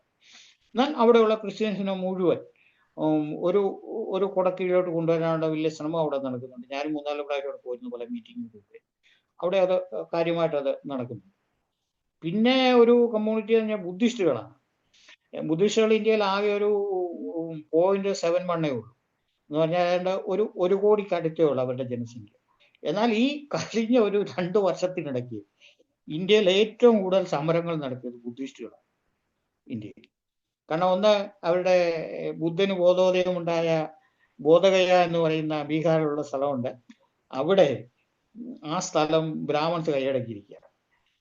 അത് അന്നത്തെ ഗവൺമെന്റിന്റെ എന്തോ ഒരു നിയമമുണ്ട്. അവിടെ ഒറീസ അല്ല ബീഹാറിൽ അവിടുത്തെ നിയമസഭ പാസ്സാക്കിയ 1949 ആ നിയമം വെച്ച് ബ്രാഹ്മണ സഭ, അപ്പം അതിനെ ബ്രാഹ്മണ മുക്തമാക്കാനായിട്ടുള്ള വലിയൊരു സമരത്തിൽ അവർ ഏർപ്പെട്ടിരിക്കുക. ഇന്ത്യ മുഴുവനും ഒരു സംഖ്യ കുറച്ചേ ഉള്ളൂ, എന്നാൽ അവർ പൂരാ സംഘടിത എല്ലാ സ്ഥലത്തും. ഇപ്പൊ ഒറീസയിലൊക്കെ അവർ വളരെ കുറച്ച് ആളുകളെ ഉള്ളെങ്കിൽ പോലും അവര് വലിയ അവരുടെ സമരങ്ങളൊക്കെ ഹൈലൈറ്റ് ചെയ്ത് എങ്ങനെ സോഷ്യൽ മീഡിയയിലൂടെ എല്ലാം പ്രചരിപ്പിച്ച് ഞങ്ങളൊക്കെ അതിന്റെ അവരുടെ പല മീറ്റിങ്ങുകളും പോയി പങ്കെടുത്തിട്ടുണ്ട്. ഭുവനേശ്വരോ അവരുടെ പല മീറ്റിങ്ങുകളും പോയി ഞങ്ങളെയൊക്കെ വിളിക്കും. ഞങ്ങളൊക്കെ ജോയിന്റ് ആയിട്ടാണ് ഇപ്പോൾ അത് പോകുന്നത്. ഈ വാംസപ്പിന്റെ അണ്ടറിലാണ് അവരൊക്കെ പോകുന്നത്. അപ്പം ഇന്ത്യയിൽ ഒരു വലിയ മാറ്റത്തിന് വലിയൊരു മാറ്റം സംഭവിക്കാനായിട്ട് പോവുകയാണ്. എന്നാൽ അത് വലിയ സംഘർഷത്തിലൂടെ ഇത് നടക്കുകയുള്ളൂ. ആ സംഘർഷം ആരംഭിച്ചിട്ടുണ്ട്. തുടർന്നുള്ള നാളുകളിൽ ഇത് മുമ്പോട്ട് അത് പോകും. അപ്പോൾ ഇതിന്റെ ഇടയ്ക്കുള്ള ഒരു പ്രശ്നം ഞാൻ ആദ്യം പറഞ്ഞ, ഇതിനൊരു നല്ല ലീഡർഷിപ്പ് നാഷണൽ ലെവലിലുണ്ട്. ആ ലീഡർഷിപ്പ് ഇല്ലെങ്കിൽ ഈ വലിയ സംഘർഷമൊക്കെ കഴിഞ്ഞ് ഒന്നുമില്ലാതെ വരും. അപ്പം ആ ഒരു ലീഡർഷിപ്പ് നിർമ്മാണത്തിൽ നമ്മളിപ്പോൾ പങ്കെടുത്തിരിക്കുകയാണ്. അപ്പോൾ സ്റ്റേറ്റ് വൈസിലും ജില്ലാ ലെവലിലും നാഷണൽ ലെവലിലും ഒക്കെ നല്ല ലീഡേഴ്സിനെ ലീഡർഷിപ്പ് കൊടുക്കാനായിട്ട് അതിൻ്റെ ക്യാമ്പുകൾ നടത്തി നമ്മളിപ്പോൾ തയ്യാറാക്കിക്കൊണ്ടിരിക്കുകയാണ്. അപ്പം നമുക്കൊക്കെ ഇനി പ്രതീക്ഷയ്ക്ക് വകയുണ്ട്, ഇങ്ങനെയുള്ള ഗ്രൂപ്പുകൾ മുമ്പോട്ട് വരുന്നു എന്നുള്ളത്. അപ്പം ഈ കേരളത്തിലൊക്കെ ഉള്ള ക്രിസ്ത്യൻ കമ്മ്യൂണിറ്റികൾ ഇത് മനസ്സിലാക്കുകയും അങ്ങനെയുള്ള ഈ ശരിക്കും ഇന്ത്യയിലുള്ള പ്രശ്നം എന്താണെന്ന് മനസ്സിലാക്കി ആവശ്യമായ തീരുമാനങ്ങൾ എടുത്ത് മുമ്പോട്ട് പോകേണ്ടതും. ഇപ്പൊ കേരളത്തിലൊക്കെ ഉള്ള എന്തെങ്കിലും വിഷയങ്ങളോട് ബന്ധപ്പെട്ടല്ല തീരുമാനം എടുക്കുന്നത്. നാഷണൽ ലെവലിൽ ഉണ്ടാകുന്ന സിറ്റുവേഷൻ എന്താണെന്ന് കൃത്യമായി അത് മനസ്സിലാക്കാൻ അതിനനുസരിച്ച് തീരുമാനങ്ങൾ എടുത്ത് ക്രിസ്ത്യൻ കമ്മ്യൂണിറ്റി മുമ്പോട്ട് പോകേണ്ടതായിട്ടുണ്ട്. ഞാൻ ഇത്രയും പറഞ്ഞ ഇവിടെ ഇത് അവസാനിപ്പിക്കുന്നു. ഇനി ഇത് സംബന്ധിച്ചുള്ള ചോദ്യങ്ങളുണ്ടെങ്കിൽ അതിന് ഞാൻ ഉത്തരം നൽകാം. എല്ലാവർക്കും നമസ്കാരം. Thank you very much. വളരെ വസ്തുനിഷ്ഠമായ കണക്കുകളും വസ്തുനിഷ്ഠമായ കാര്യങ്ങളുമാണ് ഈ നമ്മുടെ ബഹുമാനപ്പെട്ട ജെയിംസ് ഫെറി സാർ പറഞ്ഞത്. ശരിക്കും പല സംഭവങ്ങളും നമുക്ക് അറിയാത്ത കാര്യങ്ങളാണ്. അത് പ്രത്യേകിച്ച് അദ്ദേഹത്തിന്റെ പ്രഭാഷണത്തിൽ തന്നെ അതിന്റെ കാരണം പറഞ്ഞു. കാരണം എന്താണെന്ന് ചോദിച്ചാൽ, മലയാളികളെ, എസ്പെഷ്യലി കേരളത്തിൽ ജീവിക്കുന്ന മലയാളികളെ ഇന്ത്യൻ മുഖ്യധാരയിൽ നിന്ന് മാറിയാണ് ജീവിക്കുന്നതെന്ന് പറഞ്ഞത് വളരെ സത്യമാണ്. ഞങ്ങളൊക്കെ കേരളത്തിന് പുറത്തുള്ളവർക്കറിയാം. കേരളത്തിലുള്ളവരുടെ സംസാരവും രാഷ്ട്രീയ നിലപാടുകളും എല്ലാം ഒരു ഇന്ത്യൻ സ്ഥിതിയിൽ നിന്ന് വേറിട്ടാണ്. അത് പറഞ്ഞത് ശരിയാണ്. വെസ്റ്റേൺ അല്ലെ യൂറോപ്യൻ, അമേരിക്കൻ അല്ലെ യൂറോപ്യൻ സംസ്കാരത്തിന്റെ ഒക്കെ സംസ്കാരം എന്ന് തന്നെ അല്ല, അങ്ങോട്ടാണ് ആ ഒരു ആ ലെവലിലേക്കൊക്കെ ഉയർന്ന ഒരു സ്റ്റേറ്റാ. അതേ ഈ അടുത്ത കാലത്ത് അതൊന്നും ആരും സമ്മതിക്കാതെ ഏറ്റവും മോശം, ഇന്ത്യയിലെ ഏറ്റവും മോശമാന്നൊക്കെ പറഞ്ഞു നടക്കുമ്പോൾ ഞങ്ങൾക്കൊക്കെ ചിരി വരും. കാരണം എന്താന്ന് ചോദിച്ചാല് ഞങ്ങൾ ഇന്ത്യയിലെ ഗ്രാമങ്ങളിൽ പലയിടത്തും ഞാനും പോയിട്ടുണ്ട്, അതുകൊണ്ട് എനിക്കറിയാം. അപ്പം അത് ഇവിടെ എടുത്തു പറഞ്ഞ 2-3 പോയിന്റുകൾ ശ്രദ്ധിക്കപ്പെടേണ്ട ഒരു കാര്യമാണ്. ഒന്ന്, ഈ പറഞ്ഞ ബാക്ക്വേർഡിനായിട്ട് മൈനോറിറ്റികൾക്കാണ് ഒരു നല്ല നേതാവില്ലാത്തതിന്റെ അപജയമുണ്ട്. അത് നേതൃത്വത്തിലേക്ക് വരേണ്ടത് ഒരുപക്ഷെ ക്രിസ്ത്യൻ കമ്മ്യൂണിറ്റിയിൽ നിന്ന് വരേണ്ടത് കേരളത്തിൽ നിന്നായിരുന്നു. പക്ഷെ നമുക്ക് ഈ മുഖ്യധാരയിൽ നിന്ന് അകന്നു നിൽക്കുന്നതുകൊണ്ട് ആ ഒരു ചിന്തയൊന്നും ഇല്ല എന്നുള്ളത് കൊണ്ട് തന്നെ നമ്മൾ ആ കാര്യത്തിൽ വളരെ പിറകിലായി. മറ്റേ പഴയ കാലഘട്ടത്തിൽ ജഗജീവൻ റാമും അല്ലെങ്കിൽ അതിനു മുമ്പേ അംബേദ്കറിന്റെ കാലഘട്ടവും ഏറ്റവും ഒടുവിൽ കൻഷി റാമയിലും ഉണ്ടായിരുന്നു പിന്നോക്ക വിഭാഗത്തിന് ഒരു നേതാവായിട്ട്. ഇതെല്ലാം നഷ്ടപ്പെട്ടു പോയിരിക്കുന്ന ഒരു കാലഘട്ടത്തിലാണ്. അതൊരു ചൂണ്ടിക്കാണിച്ച വളരെ വസ്തുനിഷ്ഠമായ ഒരു കാര്യമാണ്.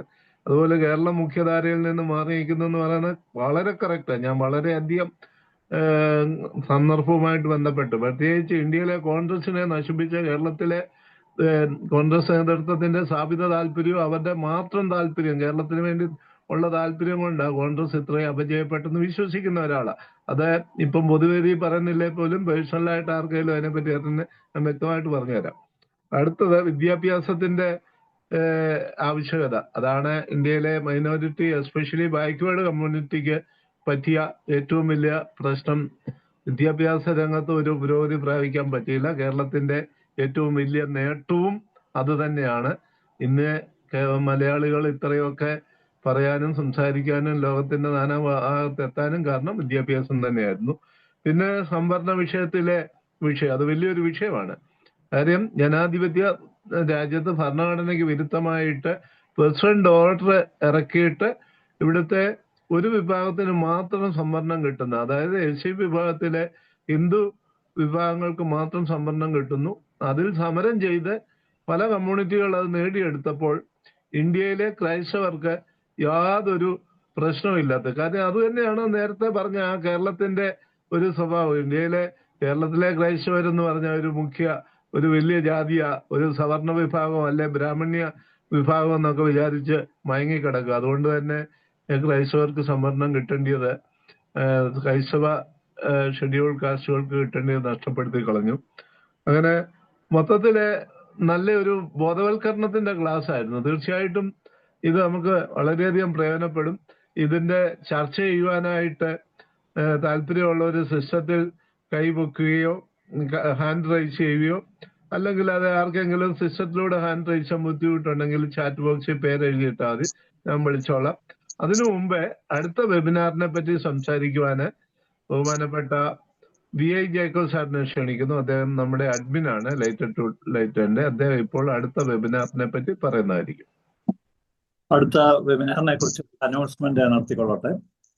Light to light Marthoma study ഫോറത്തിന്റെ അടുത്ത ലൈവ് വെബിനാർ 288ാമത് വെബിനാർ അടുത്ത 24-ാം തീയതി ശനിയാഴ്ച രാത്രി 8 മണിക്ക് തന്നെ ഉണ്ടായിരിക്കുന്നതാണ്. അടുത്ത വെബിനാർ നടത്തുന്നത് ഡോക്ടർ സഖി ജോൺ, ജാമിയ ഹംദാദ് യൂണിവേഴ്സിറ്റിയിലെ പ്രൊഫസറാണ്. അടുത്ത വെബിനാറിന്റെ കൂടുതൽ വിവരങ്ങൾ പിന്നാലെ അറിയിക്കുന്നതാണ്. ഈ അടുത്ത വെബിനാറിലെ ഇതേ ലിങ്കിലും ഇതേ പാസ്വേഡിലും പ്രവേശിക്കാവുന്നതാണ്. അടുത്ത വെബിനാറിലേക്ക് എല്ലാവരെയും ക്ഷണിക്കുകയും ചെയ്യുന്നു. ഇത്രയാണ് അടുത്ത വെബിനാറിനെ കുറിച്ച് പറയാനായിട്ടുള്ളത്. Thank you sir. അടുത്ത വെബിനാറിൽ എല്ലാവരും സംബന്ധിക്കണം. ഇതേ ലിങ്കും ഇതേ പാസ്വേഡുമാണ്. ഡോക്ടർ സഖി ജോൺ ആയിരിക്കും അടുത്ത വെബിനാറിൽ സംസാരിക്കുന്നതാണ് സാറ് പറഞ്ഞത്. ഇനിയും ചർച്ചയ്ക്ക് വേണ്ടിയുള്ള സമയമാണ്. ഇപ്പോൾ 3 പേരാണ് ഹാൻഡ് റൈസ് ചെയ്തിരിക്കുന്നത്. ആദ്യം ഇട്ടി സാറാണ് ഹാൻഡ് റൈസ് ചെയ്ത്, അത് കഴിഞ്ഞിട്ട് ഫിലിപ്പ് കല്ലട, പിന്നെ വിനോദ് വർഗീസ്. ഇട്ടി സാറ് എന്നെ ക്ഷണിച്ചുകൊള്ളുന്നു. എല്ലാവർക്കും സംസാരിക്കാനായിട്ട് എല്ലാവരും വളരെ ടൈം ചുരുക്കി സംസാരിക്കണമെന്ന് അഭ്യർത്ഥിക്കുന്നു.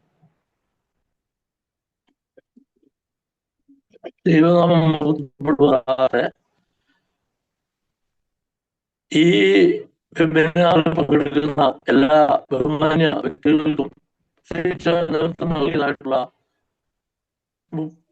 മുഖ്യ നേതൃത്വം നൽകിയതായിട്ടുള്ള പ്രിയ ജെയിംസ് വർഗീസിനും എൻ്റെ ആദരവുകൾ ഞാൻ അർപ്പിക്കുന്നു. പ്രത്യേകിച്ചും പ്രിയ ജെയിംസ് ഈ രീതിയിൽ ഒരു വിശകലനം അവതരിപ്പിച്ചതിൽ വളരെ സന്തോഷമുണ്ട്. കാരണം താൻ ജീവിക്കുന്നതാണ് ആ മേഖലയുടെ യാഥാർത്ഥ്യങ്ങൾ ഉൾക്കൊണ്ടുകൊണ്ട് അദ്ദേഹത്തിന് അത് സാധിച്ചു. ഇതിനകം തന്നെ അദ്ദേഹം അവതരിപ്പിച്ചതും അല്ലെങ്കിൽ പ്രിയ വിൽസൺ ഇതിന്റെ മുഖ്യ നേതാവായിരിക്കുന്ന പ്രിയ വിൽസൺ അവതരിപ്പിച്ചതുമായിട്ടുള്ള ആ ചിന്തകൾ നാം ഗൗരവമായിട്ട് എടുക്കണം. പക്ഷെങ്കിൽ ഗൗരവമായിട്ട് എടുക്കണമെങ്കിൽ തന്നെ നമുക്ക് വളരെ ആഴത്തിലുള്ളതായ ഒരു ബോധവൽക്കരണം നടന്നെങ്കിൽ മാത്രമേ സാധിക്കൂ. കേരളത്തിലെ ക്രിസ്ത്യാനികൾ എന്ന് പറയുമ്പോൾ സൂചിപ്പിക്കപ്പെട്ടു ഇന്ത്യയുടെ മൊത്തം ക്രിസ്തീയ സമൂഹത്തിന്റെ അവരുടെ ജീവിത സാഹചര്യങ്ങളിൽ നിന്നും ജീവിത അനുഭവങ്ങളിൽ നിന്നുമൊക്കെ വളരെ അകന്ന ജീവിതം. പ്രത്യേകിച്ച് ഇവിടെയും ഈ ആദിവാസി മേഖലയിൽ നിന്നോ SC/ST മേഖലയിൽ നിന്നൊക്കെ ക്രിസ്ത്യാനികളായിട്ട് വന്നിട്ടുള്ളവർക്കുടെ അവസ്ഥ യഥാർത്ഥത്തിൽ മുഖ്യധാര ക്രൈസ്തവ സമൂഹങ്ങളുടെ അവസ്ഥയല്ല. ഇവിടെ പോലും ഇത്രയുമൊക്കെ സാമൂഹ്യ സാമ്പത്തിക സാംസ്കാരികമായ ഒരു വിമോചനം അല്ലെങ്കിൽ വളർച്ച സംഭവിച്ചിട്ടുള്ള ഇവിടെ പോലും ഈ കേരളത്തിലെ മുഖ്യധാര ക്രിസ്ത്യൻ കമ്മ്യൂണിറ്റികളും എന്നാൽ SC ST ട്രൈബൽ ആ മേഖലയിൽ നിന്ന് വന്നതായിട്ടുള്ള ക്രിസ്ത്യൻ സഹോദരങ്ങളുമായിട്ടുള്ള ഒരു വലിയൊരു വിടവുണ്ട്. ഇത് ശരിയായിട്ട് മനസ്സിലാക്കണമെന്നുണ്ടെങ്കിൽ ഒന്നാമത് നമ്മൾ തന്നെ ഇപ്പം ഇവിടെ ഇരുന്ന് ഇങ്ങനെയുള്ളതായ കുറച്ച് ചർച്ചയോ അല്ലെങ്കിൽ ഈ പ്രഭാഷണങ്ങളോ കേട്ടതുകൊണ്ട് മാത്രമാകത്തില്ല. ഇപ്പോൾ പോകും ഇടുക്കിയുടെ പ്രാന്തപ്രദേശങ്ങളിലേക്ക് പോയാൽ ഇടുക്കിയുടെ പ്രാന്തപ്രദേശങ്ങൾ അല്ലെങ്കിൽ വയനാടിന്റെ ഉൾനാടുകളിലേക്ക് പോയാൽ അവിടെ താമസിക്കുന്നതായിട്ടുള്ള ആ മേഖലയിൽ വന്നിട്ടുള്ള ക്രിസ്ത്യൻ സമൂഹവും നമ്മൾ ആയിരിക്കുന്ന അവസ്ഥയും തമ്മിൽ ഒരു താരതമ്യവും ഇല്ല യഥാർത്ഥത്തിൽ. ഇവിടെ പക്ഷെ ഇന്ന് ഈ കാര്യങ്ങളൊക്കെ മനസ്സിലാക്കിയെടുക്കാനുള്ളതായ ടൂൾസ് നമുക്ക് ധാരാളമുണ്ട്. പറഞ്ഞാൽ ഇന്റർനെറ്റ്, പ്രത്യേകിച്ച് ഇന്റർനെറ്റ് പോലുള്ളതായ ടൂൾസ് നമുക്കുണ്ട്. പക്ഷെങ്കിൽ പലപ്പോഴും സൂചിപ്പിക്കപ്പെട്ടതുപോലെ കേവലം നമ്മുടെ ഭൗതിക സമൃദ്ധിയിൽ അങ്ങ് അഭിനമിച്ച് ആവുന്നത്രയും കൂടുതൽ ഭൗതിക വളർച്ച നേടിയെടുക്കണമെന്നും ആ സമ്പന്ന സമൂഹത്തോടുകൂടി ഏകീകരിക്കപ്പെടണമെന്നും ഒക്കെ ഉള്ളതായ താല്പര്യങ്ങളാണ് സവർണ ക്രിസ്ത്യാനികൾക്ക് അല്ലെങ്കിൽ നസ്രാണി ക്രിസ്ത്യാനികളുടെ മേഖലയിൽ കണ്ടുവരുന്നത്. അതിനൊക്കെ വലിയ മാറ്റം വന്നെങ്കിൽ മാത്രമേ ഇവിടെ ഏതെങ്കിലും രീതിയിൽ ഈ ന്യൂനപക്ഷങ്ങളുടെ, കാരണം ഇപ്പം ചില സാഹചര്യങ്ങളൊക്കെ നമ്മൾ ന്യൂനപക്ഷങ്ങളാണെന്നൊക്കെ പറയുമെങ്കിലും നമ്മൾ കൂടുതൽ ഏകീകരിക്കപ്പെടുന്നത് ഇവിടുത്തെ സവർണ, പ്രത്യേകിച്ചും ബ്രാഹ്മണിക്കൽ സമൂഹത്തിൽ, ഹിന്ദു സമൂഹങ്ങൾ, ബ്രാഹ്മണിക്കൽ പശ്ചാത്തലമുള്ള ആ ഹിന്ദു സമൂഹങ്ങളോട് ചേർന്ന് പോകാനാണ് നമ്മൾ ശ്രമിക്കുന്നത്. ഇതിനൊക്കെ ഈ ഒരു അവതരണം കുറച്ചെങ്കിലും പരമാവധി കയറിയപ്പോൾ 40-നടുത്തോട്ടുള്ള ആൾക്കാരെ ഉള്ളായിരുന്നു. ഇപ്പൊ 26 പേരേ ഉള്ളൂ. എന്നാൽ അത്രയും പേരിലേക്കെങ്കിലും ഈ ഒരു ആശയം കുറച്ചുകൂടെ ഗൗരവത്തിൽ കടന്നു എന്നതായിരുന്നെങ്കിൽ നമ്മൾ തന്നെ നമ്മുടെ വിഭവങ്ങളും നമ്മുടെ സാധ്യതകളും ഇങ്ങനെയുള്ളതായ പാവപ്പെട്ടവരുടെ ഉദ്ധാരണത്തിന് വേണ്ടി കുറച്ചെങ്കിലും മാറ്റി വെക്കുമായിരുന്നു എന്നുള്ളതിന് സംശയമൊന്നുമില്ല. കാരണം ആ മേഖലയോടൊക്കെ ബന്ധപ്പെട്ട് പ്രവർത്തിക്കുന്ന ഒരു വ്യക്തി എന്നുള്ള രീതിയിലാണ് ഞാൻ പറയുന്നത്. ഞാൻ അവസാനിപ്പിക്കുന്നു. എന്നാൽ ഞാൻ പറഞ്ഞ കാര്യങ്ങളോട് ബന്ധപ്പെട്ട് പ്രിയ ജെയിംസിന് എന്തെങ്കിലും ഞാൻ സാധിക്കുമെങ്കിൽ ദൈവം ഈ സംരംഭങ്ങളെ അനുഗ്രഹിക്കുമാറാകട്ടെ. ജെയിംസ് സാറിന് എന്തെങ്കിലും അതുമായിട്ട് ബന്ധപ്പെട്ട് പറയാനുണ്ടെങ്കിൽ സംസാരിക്കാം. അതുമായിട്ട് ബന്ധപ്പെട്ട് ഇപ്പം കേരളത്തിലുള്ള ഈ ക്രിസ്ത്യൻസിനോടെല്ലാം ഈ സാറുള്ള സമയത്ത് ഞങ്ങൾ പറയുന്ന ഒരു കാര്യം, നമ്മളെ ഈ വേദപുസ്തകത്തിന് പ്രാധാന്യം കൊടുക്കുന്നു മുമ്പോട്ട്. ഈ പുതിയ നിയമത്തെ മുൻനിർത്തി പുതിയ നിയമത്തിന്റെ കാഴ്ചപ്പാടിൽ ക്രിസ്ത്യൻ കമ്മ്യൂണിറ്റി ഒന്ന് ഓറിയന്റഡ് ആകേണ്ട ഒരു സമയമാണ്. എങ്കിൽ മാത്രമേ നമുക്ക് എന്തെങ്കിലും ഒരു മാറ്റം ഇന്ത്യയിൽ വരുത്താനായിട്ട് പറ്റുകയുള്ളൂ. കാരണം ഇന്ത്യയിൽ ഇപ്പം ആകെയുള്ളത് 2 ചിന്താധാരകൾ തമ്മിലുള്ള സംഘർഷമാണ്. ഒന്ന് ഹിന്ദുത്വവാദിയുടെ മനുവാദി വ്യവസ്ഥയും, രണ്ടാമത്തേത് അംബേദ്കറേറ്റ് ചിന്താധാരയും ഭരണഘടനയും. ഇത് രണ്ടും തമ്മിലുള്ള ഒരു സംഘർഷമല്ലാതെ വേറെ ഒന്നും ഇന്ന് ഇന്ത്യയിൽ ഒരിടത്തുമില്ല. ക്രിസ്ത്യൻ തിയോളജിയുമായിട്ട് ബന്ധപ്പെട്ട് അതിൻ്റെ ഒന്നും ഒരു സ്വാധീനം ഇന്നിപ്പോൾ ഇല്ലാതായി. അതുപോലെ കമ്മ്യൂണിസ്റ്റ് ചിന്താധാരയൊക്കെ ഉണ്ടായിരുന്നു, അതുമെല്ലാം നിന്നു. ഇതൊന്നുമില്ല ഇന്ത്യയിൽ. ഈ 2 ചിന്താധാര ഇതിലേതെങ്കിലും ഒരിടത്ത് നിൽക്കുക മാത്രമേ ഇന്ന് മാർഗമുള്ളൂ. 2ൽ ഏതെങ്കിലും ഒരിടത്ത് ചേരുക എന്നത് മാത്രമേ ഇന്ന് നമുക്ക് ഓപ്ഷനുള്ളൂ. അതിൽ എവിടെ ചേരുവെന്നുള്ളതാണ്. അപ്പം ഈ അംബേദ്കറേറ്റ് ചിന്താധാരയും ഭരണഘടനയോടും ചേർന്നുള്ള ആ ചിന്താധാരയോട് നമുക്ക് ചേർന്ന് നിൽക്കാൻ പറ്റുമോ, അതിനനുസരണമായി നമ്മളെ തന്നെ മാറ്റം വരുത്താൻ ഒക്കുമോ എന്നുള്ളതാണ് പ്രശ്നം. അല്ലെങ്കിൽ പിന്നെ ഹിന്ദുത്വയോട് ചേർന്ന് മാത്രം മുമ്പോട്ട് പോകാന്നുള്ളതേ ഉള്ളൂ. അതിന്റെ പരിണത ഫലം വരും നാളുകളിൽ മനസ്സിലാക്കാനായിട്ടും പറ്റും. ഇത്രയും പറഞ്ഞ് അവസാനിപ്പിക്കും. അടുത്തത് ബഹുമാനപ്പെട്ട ഫിലിപ്പ് കല്ലട സാർ. എല്ലാവർക്കും നമസ്കാരം. 2 കാര്യങ്ങൾ ആശങ്കയോടും വിഷമത്തോടും ഞാൻ പറയുകയാണ്. പ്രിയപ്പെട്ട ജെയിംസ് ഫറീസ് സാറ്, നമുക്കാർക്കും പാടില്ലാത്ത പല കാര്യങ്ങൾ വളരെ വ്യക്തമായിട്ട് പറഞ്ഞു. നാം ബോധരാകാത്ത കാര്യങ്ങൾ, നമുക്ക് യാതൊരു താല്പര്യമില്ലാത്ത കാര്യങ്ങളായിരുന്നതൊക്കെയും സാറ് വളരെ സൂക്ഷ്മമായിട്ടിവിടെ അറിയിച്ചു.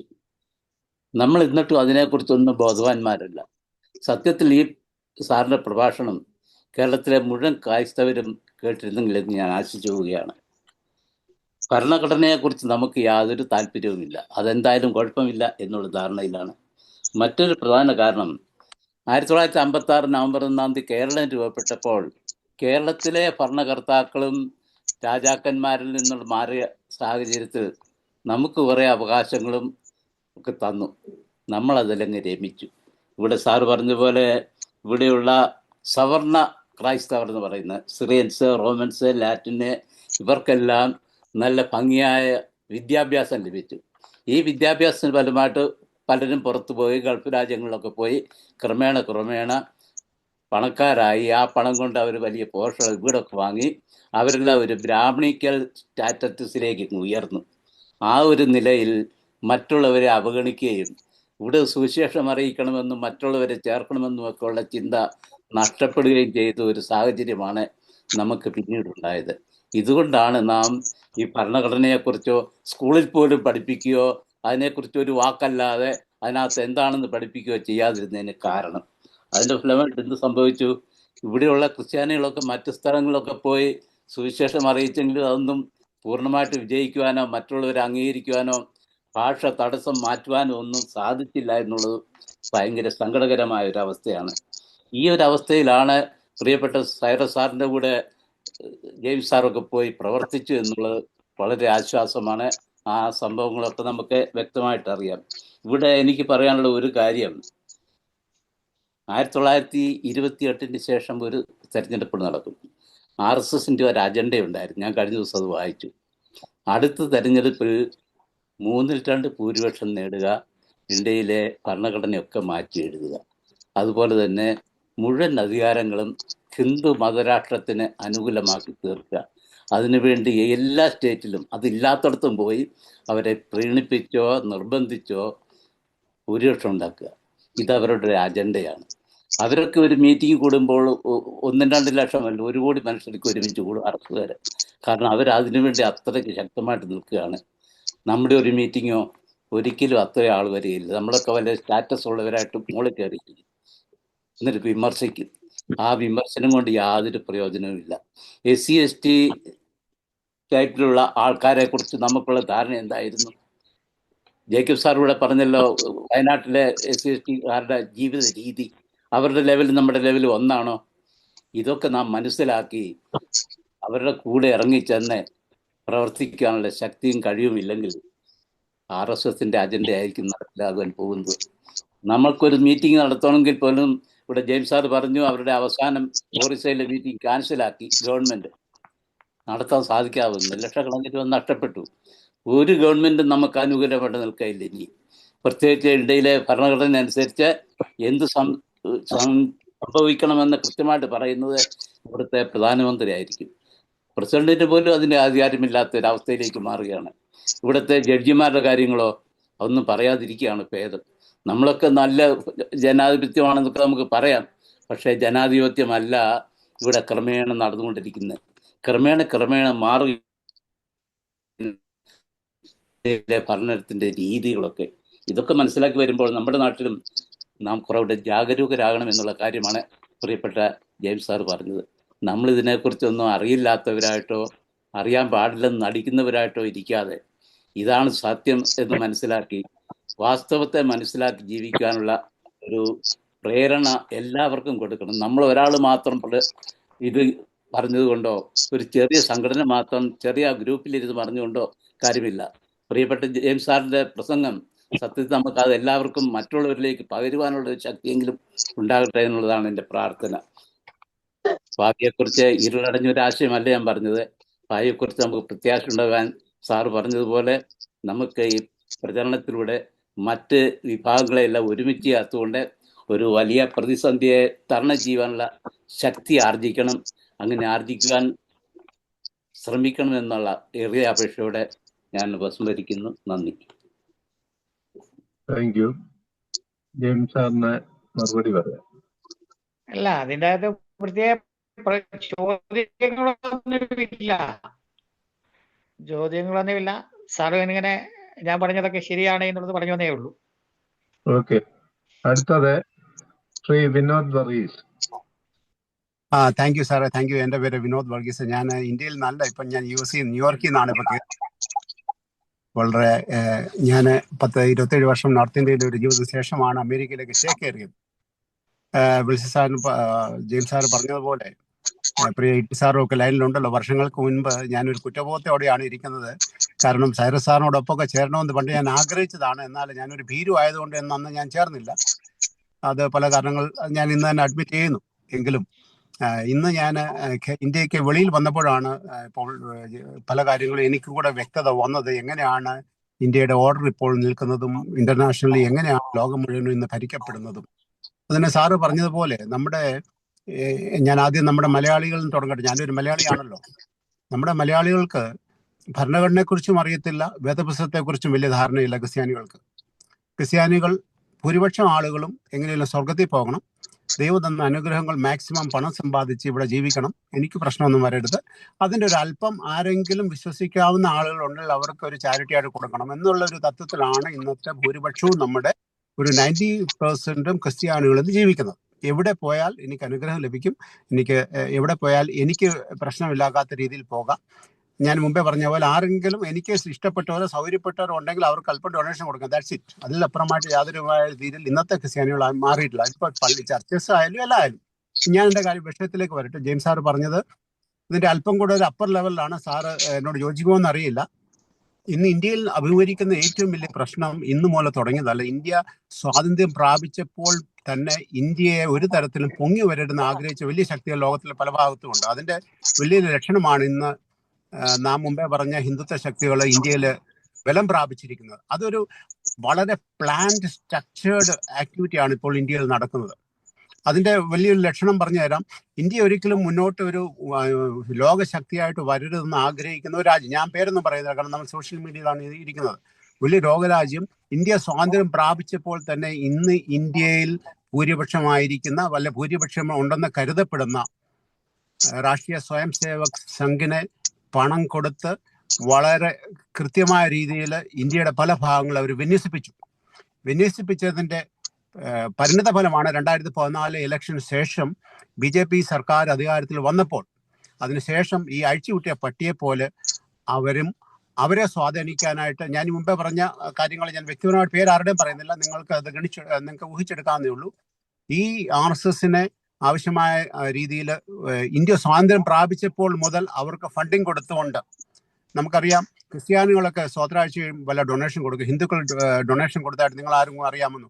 അമ്പലത്തിൽ പോയി കഴിഞ്ഞാൽ കൂടുതൽ 101 രൂപ 1100 രൂപയിൽ കൂടുതൽ ആരും ഡൊണേഷൻ കൊടുക്കാറില്ല. എങ്ങനെയാണ് ഇവർക്ക് ഡൊണേഷൻ വന്നത്? ഇന്ന് നാം ചോദിച്ചാൽ നമുക്ക് മറുപടി കിട്ടാതെ കണ്ടതാണ്. ഈ ഒറീസയിലൊക്കെ നടക്കുന്ന പ്രയാസങ്ങളുടെ മുഖ്യ ധാരണ ഈ ആദിവാസികൾക്കൊന്നും ഈ പറഞ്ഞ പോലെ വലിയ സോഷ്യലൈസേഷൻ പവറൊന്നുമില്ല. ഇവരെ ആരാണ് നിയന്ത്രിക്കുന്നത്? ഇവരെ നിയന്ത്രിക്കുന്നത് ഏത് കോർപ്പറേറ്റ്? ഈ ശക്തികൾ. ഇന്ത്യ ഒരിക്കലും പൊങ്ങി വരരുതെന്ന് ആഗ്രഹിക്കുന്ന ലോക രാഷ്ട്രങ്ങളിലുള്ള മുഖ്യമായ രാഷ്ട്രങ്ങളുടെ ഒരു ഇച്ഛാശക്തിയാണ് ഇന്ത്യ നടക്കുന്നത്. കാരണം ഇന്ത്യയിൽ വിഭജിച്ച് തന്നെ നിർത്തണം. അതിന് അല്പം കൂടെ നോക്കി ഇന്ത്യ എങ്ങനെയാണ് സ്വാതന്ത്ര്യം പ്രാപിച്ചത്? ഇന്ത്യ സ്വാതന്ത്ര്യം പ്രാപിക്കാൻ കാരണം ബ്രിട്ടീഷുകാരെ ഓടിക്കണം ഒറ്റ ഒരു മോഹമായിരുന്നു എല്ലാവർക്കും ഉണ്ടായിരുന്നു. അല്ലാതെ ഇന്ത്യയിലുള്ള ഒരു നാട്ടുരാജ്യങ്ങൾക്കോ സ്വാതന്ത്ര്യം എന്ന ഒരു സ്വപ്നം പോലും ഇല്ലായിരുന്നു. ബ്രിട്ടീഷ് ഒരു മുഖ്യ ശത്രുവായിരുന്നു. അവരെ എങ്ങനെ ഓടിക്കണം? ഓടിച്ചു കഴിഞ്ഞപ്പോൾ ഇന്ത്യ എല്ലാവരും കൂടെ ഒരുമിച്ച് വന്നു. ആ സമയത്താണ് ഇന്ത്യ വളർന്നു വന്നാൽ ഇന്ത്യ ലോകരാഷ്ട്രങ്ങൾക്ക് അന്നത്തെ ലോകശക്തിക്ക് ഒരു ഭീഷണിയാവുമെന്ന് കരുതി അന്നേ തടയിട്ടതാണ്. ആ തട 2014 ശേഷമാണ് വളരെ പ്രാമുഖ്യമായിട്ട് വന്നത്. അതിൻ്റെ ഒരു പരിണത ഫലമാണ് ഇന്ന് ഇന്ത്യയിലുള്ള ജുഡീഷ്യറിയെ ഹൈജാക്ക് ചെയ്ത് വെച്ചിരിക്കുകയാണ്. ഞാൻ വളരെ വ്യക്തമായിട്ട് പറയാം, ഇന്ന് BJP ഭരിക്കുന്ന 2 വ്യക്തികൾ ഒരു വിധത്തിൽ വിചാരിച്ചാലും നിയന്ത്രിക്കാൻ പറ്റാത്ത കാര്യങ്ങളാണ് ഇന്ത്യയിൽ നടക്കുന്നത്. ഞാൻ പറയും, ഇന്നത്തെ പ്രധാനമന്ത്രിയും ഗൃഹമന്ത്രിയും ഒക്കെ വിചാരിച്ചാൽ അവർക്ക് അത്തരത്തിലുള്ള വലിയ കപ്പാസിറ്റി ഒന്നുമില്ല. അവരെ നിയന്ത്രിക്കുന്ന വലിയ ശക്തിയാണെന്ന് ഇന്ത്യ നിയന്ത്രിക്കുന്നത്. കാരണം അവർ ആഗ്രഹിക്കുന്ന ഇന്ത്യ ഒരിക്കലും മലയാളത്തിൽ പറഞ്ഞാൽ ഗതി പിടിക്കരുത്. അതുകൊണ്ടാണ് ഇന്ത്യയെ ജെയിംസ് സാറ് പറഞ്ഞ പോലെ നമ്മുടെ ഹിന്ദുത്വ ശക്തിയാണോ ഒരു വശത്ത് അംബേദ്കർ വാദമാണ്. ഏതിനെ നമ്മൾ സ്വീകരിക്കണമെന്ന് നമ്മൾ തീരുമാനിച്ച് പരസ്പരം ഫൈറ്റ് ചെയ്യാൻ നമ്മളെ രണ്ടുപേരെയും സോഷ്യൽ മീഡിയ വഴി ഇന്ന് ഇൻസ്റ്റിഗേറ്റ് ചെയ്യുന്ന ഒരു ഇന്റർനാഷണൽ ശക്തിയാണ് ഇന്ത്യയുടെ ഏറ്റവും വലിയ ചാലഞ്ച്. അത് നാം തിരിച്ചറിഞ്ഞാൽ മതിയാവും. ഞാൻ പറഞ്ഞത് അല്പം കൂടെ കാറ്റഗറിക്കലി പറഞ്ഞു കഴിഞ്ഞാൽ നാം കാണുന്നതല്ല. ഹിന്ദിയിലൊരു ചൊല്ലുണ്ട്, ജോ ഹേ വോ ദിക്താ നെയ്, ജോ ദിക്താ വോ ഹേ നെയ്. മുന്നിൽ കാണുന്നതല്ല ഉള്ളത്, അതിന്റെ പുറകിൽ വളരെ ഗൂഢമായ പല ലക്ഷ്യങ്ങളാണെന്ന്. കാരണം ഞാൻ ഇന്ത്യക്ക് വെളിയിൽ വന്നപ്പോഴാണ് എനിക്ക് പല ഇതിനെക്കുറിച്ച് കൂടുതൽ ധാരണകളും മനസ്സിലാകാൻ സാധിച്ചത്. കാരണം ഈ ലോകരാഷ്ട്രം ലോകത്തിലെ പല സ്ഥലങ്ങളിൽ കയറി ഇപ്രകാരം പ്രവർത്തികൾ ചെയ്തുകൊണ്ടിരിക്കുകയാണ്. പക്ഷെ നമ്മുടെ കേരളവും ഇന്ത്യയും മാത്രമുള്ള ഫൈറ്റിലാണ് നടക്കുന്നത്. ഞാൻ എൻ്റെ വാക്കുകളെ അവസാനിപ്പിക്കേണ്ട. ജെയിംസ് സാർ പറഞ്ഞത് വളരെ താല്പര്യത്തോടെ ഞാൻ കേട്ടു. ഇന്ന് ക്രിസ്ത്യാനികൾക്ക് മാത്രമല്ല വേദപുസ്തകത്തെ ശരിയായ രീതിയിൽ നാം വ്യാഖ്യാനിക്കേണ്ട സമയം അതിക്രമിച്ചു കഴിഞ്ഞു. ഇന്ന് ഞാൻ ഒരു ഉദാഹരണം കൂടെ പറഞ്ഞ് നിർത്തിക്കൊണ്ട്, യേശു പറഞ്ഞു നിങ്ങളുടെ ഒരു ചവിട്ടത്തെ അടിച്ചാൽ മറ്റേ ചവിട്ട് കാണിച്ചു കൊടുക്കണം. നാം ഇന്ന് ഈ ഒരു വേദപുസ്തകത്തെ കാണുന്നത് എന്നാൽ ഒരാൾ അടിച്ചാൽ റീറ്റാലിയേറ്റ് ചെയ്യരുത്. യേശു അങ്ങനെയല്ല പറഞ്ഞത്, റീറ്റാലിയേറ്റ് ചെയ്യാനല്ല പറഞ്ഞത്. അന്നത്തെ സോഷ്യൽ കോണ്ടെക്സ്റ്റിലും അന്നത്തെ സാമൂഹ്യപരമായ നിയമപരമായ രീതിയിൽ ഒരാളെ യഹൂദന്മാർ തൊടില്ലായിരുന്നു, അവർക്ക് അറപ്പായിരുന്നു. അപ്പം യേശു അവരോട് ബോധിപ്പിക്കുകയാണ്, നിന്നെ അടിക്കുന്ന ഒരു വ്യക്തിയെ നിന്നെ തൊടുവാനായിട്ട്, ഈക്വാലിറ്റിക്ക് വേണ്ടി ഒപ്പം നിന്നെ വരുവാനായിട്ട് നീ ആളിനെ പ്രേരിപ്പിക്കണം. രണ്ടാമത്തെ കാര്യം യേശു പറഞ്ഞത്, നിയമപരമായ രീതിയിൽ നാം ആളുകളെ കോൺഫ്രണ്ട് ചെയ്തേ മതിയാവുകയുള്ളൂ. അതിന് രസകരമായ കാര്യം, ഇന്ന് ഇന്ത്യയിലെ ജുഡീഷ്യറി മുഴുവനും ഈ മുമ്പേ പറഞ്ഞ ശക്തിയുടെ കയ്യിലാണ്. അതായത് ഹിന്ദുത്വവാദികളല്ല, അവരെയും കൺട്രോൾ ചെയ്യുന്ന ഒരു ശക്തിയുടെ കയ്യിലാണ്. അതുകൊണ്ടാണ് പണം കൊടുത്തും പീഡിപ്പിച്ചും ഭീഷണിപ്പെടുത്തിയും ഇന്നത്തെ ജുഡീഷ്യറിയെ അവർ കൈകാര്യം ചെയ്തിരിക്കുകയാണ്. അതുകൊണ്ടാണ് നമ്മൾ അതായത് ജാമ്യം കിട്ടേണ്ട വകുപ്പിൽ പോലും ജാമ്യം കിട്ടാതെ ആളുകൾ കിടക്കുന്നത്. കാരണം അവരെ കൺട്രോൾ ചെയ്യുന്നത് നീതിയും ന്യായവുമല്ല. അവരെ വളരെ കാൽക്കുലേറ്റഡ് രീതിയിൽ ഇന്ത്യയിലെ ഒരു ദിവസം മുന്നോട്ട് പോവുകയാണ്. അപ്പൊ അതിനെ തീർച്ചയായിട്ടും നാം കാണുകയും കേൾക്കുകയും, ഈ ജെയിംസ് സാർ പറഞ്ഞതുപോലെ നാം ഒരു ഗ്രൂപ്പായിട്ട് നിന്നുകൊണ്ട് ഫൈറ്റ് ചെയ്യുകയല്ല, നമ്മൾ തീർച്ചയായിട്ടും കാര്യങ്ങൾ മനസ്സിലാക്കി നമ്മുടെ ഈ ഒരു കാര്യം കൂടെ പറഞ്ഞ് അവസാനിപ്പിച്ചുകൊണ്ട്, നമുക്ക് ആവശ്യം നമ്മുടെ പുതിയ തലമുറ ഇത് പറഞ്ഞ് മനസ്സിലാക്കണം, തലമുറയെ ഇതിനെ എക്വിപ്പ് ചെയ്യണം. ഇന്ന് അവർക്ക് ഇതിനകത്തൊരു താല്പര്യമില്ല.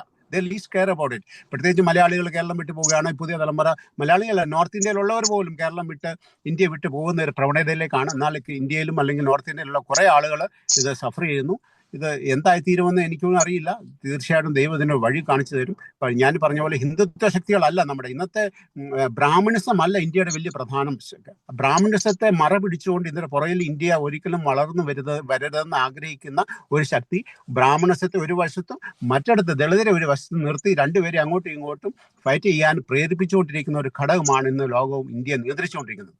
ഇതാണ് ഞാൻ പറയാൻ ആഗ്രഹിച്ചത്. താങ്ക് യു, എനിക്ക് അവസരം തന്നതിലും ഈ ഒരു വെബിനാർ ഇതുപോലെ വളരെ പ്രസക്തമായ ഒരു തീം കൊണ്ടുവന്ന ഈ ടീമിനോടും വിഷൻ സാറിനോടും നന്ദി പറഞ്ഞുകൊണ്ട് ഞാൻ എൻ്റെ വാക്കുകളെ ചുരുക്കട്ടെ. Thanks. Thank you very much. ബഹുമാനപ്പെട്ട ജെയിംസ് സാറിന് മറുപടി പറയാം.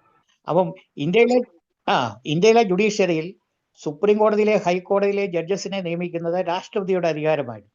അത് ഭരണഘടന അത് വ്യക്തമാക്കിയിട്ടുണ്ട്. എന്നാൽ കാലക്രമേണ ഈ രാഷ്ട്രപതിക്കുണ്ടായിരുന്ന അധികാരം എടുത്തു മാറ്റി അത് സുപ്രീം കോടതിയുടെ കൊളീജിയത്തിലേക്ക് മാറ്റി.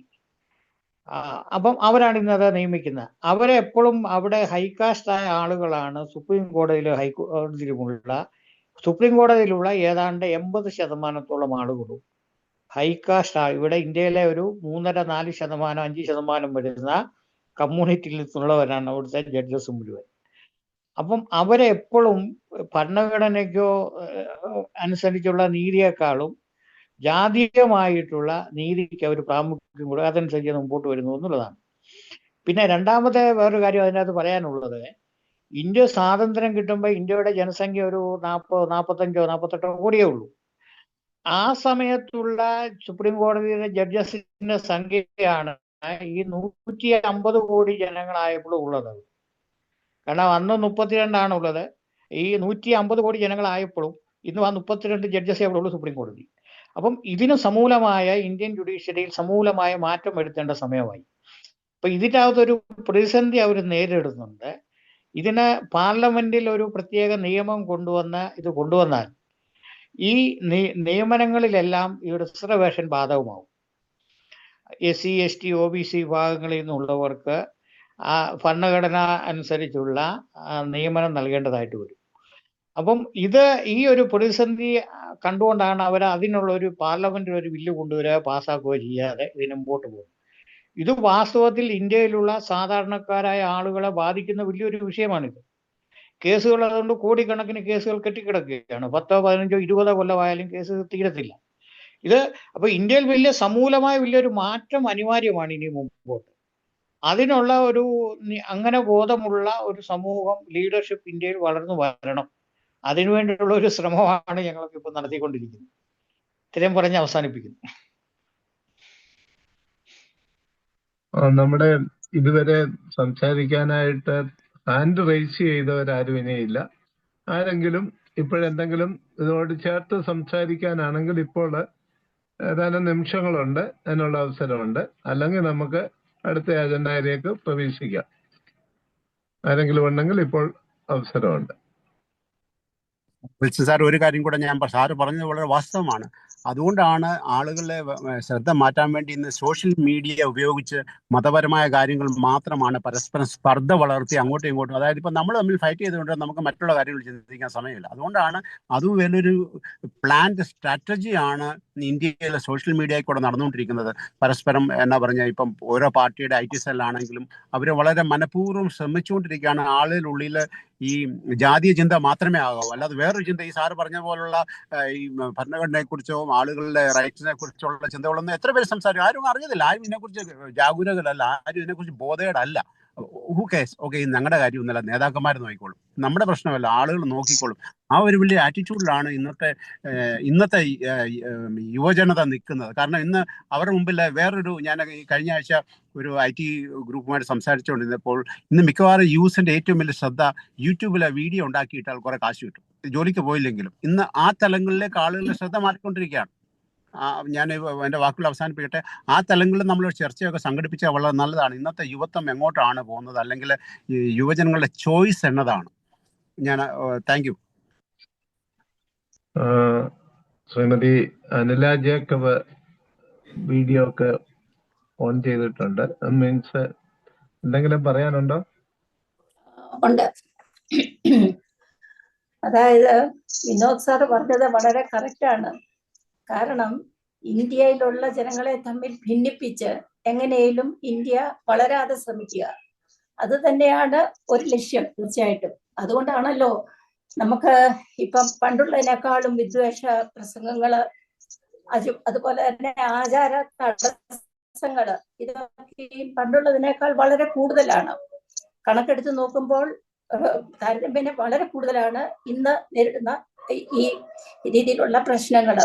2025 ക്രിസ്മസ് ആക്ച്വലി മതസ്വാതന്ത്ര്യത്തിന്റെ ഒരു ചരമക്കുറിപ്പാണെന്ന് ഞാൻ വായിച്ചു.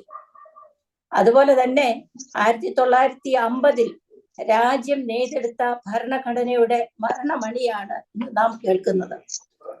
സത്യത്തില് ഈ ഇന്ത്യ ഒരു കണക്കിന് ഇന്ത്യയുടെ കാര്യം നമ്മൾ നോക്കുമ്പോൾ ഇന്ത്യയിൽ നിന്ന് ഒത്തിരി ആളുകൾ വിദേശ രാജ്യങ്ങളിൽ പോയിട്ട് അവരവിടെ അമ്പലങ്ങളും ആചാരങ്ങളും ഒക്കെയും അവരുടേതായ രീതിയിൽ നടത്തുകയും അതോടൊപ്പം തന്നെ നല്ല ഒരു ഫണ്ട് അവർ ശേഖരിച്ചിട്ട് ഇത് അവരുടെ ഹിന്ദുത്വ രാജ്യത്തെ വളർത്തിയെടുക്കുന്നതിന് വേണ്ടി ഇവിടെ ചെലവാക്കുന്നു എന്ന് കേൾക്കുന്നതും സത്യമാണെന്ന് തന്നെ ചിന്തിക്കുകയാണ്.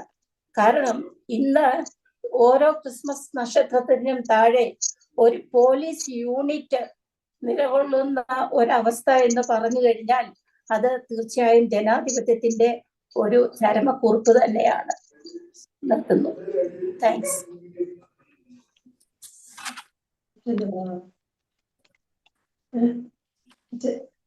എന്ത് പറയുന്നു? രാജുവഞ്ചേരി സംസാരിക്കാൻ താല്പര്യപ്പെടുന്നുണ്ടോ? ജെയിംസിന്റെ പ്രസംഗം വസ്തുതകളാണ്. പക്ഷെ കേരളത്തിലെ ക്രിസ്ത്യാനികൾക്ക് ഇതൊന്നും ഒരു ബാധകമല്ല. കേരളത്തിലെ ക്രിസ്ത്യാനികളല്ല, അവർ സുറിയാനിക്കാരാണ്. അവർ ബ്രാഹ്മണരെക്കാൾ ഒരു പടി മുന്നേ നിൽക്കുന്നവരാണ്. അവർ യേശുക്രിസ്തു വന്നാലും ഇവിടുത്തെ ദളിതരെയും താണവരെയും അംഗീകരിക്കത്തില്ല. അവരുടെ മേധാവിത്വം തുറന്നുകൊണ്ടിരിക്കും. അതുകൊണ്ട് ഈ മേധാവിത്വ സംസ്കാരമൊക്കെ സഭകളുടെ മേലെ വലിയ പ്രഹരങ്ങളുണ്ടായി സഭ തകർന്നു പോയി കഴിഞ്ഞാൽ ഈ മനോഭാവം മാറുമെങ്കിൽ അതിനും കുഴപ്പമില്ലായിരിക്കുമെന്ന് എനിക്ക് തോന്നുന്നു. കാരണം മാനസാന്തരത്തിനുള്ള യാതൊരു സാധ്യതകളും ഇല്ല. പണത്തിൻ്റെ ചെഴുപ്പിൽ ഇത് കൂടിക്കൂടി വരികയാണ്. അത് പല പല രൂപങ്ങളിലും ഭാവങ്ങളിലും സഭകൾക്കുള്ളിൽ ആവർത്തിക്കുന്നു. നമ്മുടെ സഭയിലെ കാര്യം നമ്മൾ നോക്കിയാൽ മതി. നമ്മുടെ സഭയ്ക്കുള്ളിൽ നടന്നുകൊണ്ടിരിക്കുന്നതെല്ലാം അത് തന്നെയാണ്. അവിടെ ജെയിംസ് സാറ് പറഞ്ഞ ആദിവാസികളിലെ SC ST ആളുകളുടെയൊക്കെ കൂട്ടായ്മകൾ ശക്തിപ്പെടുകയൊക്കെ ചെയ്യുന്നത് നോർത്ത് ഇന്ത്യയിൽ അങ്ങനെ സംഭവിക്കട്ടെ. കേരളത്തിൽ അത് സംഭവിക്കാനുള്ള യാതൊരു സാധ്യതകളും ഇല്ല. കാരണം നമ്മൾ സുറിയാനിക്കാരാണ്. അത്രേ ഉള്ളൂ.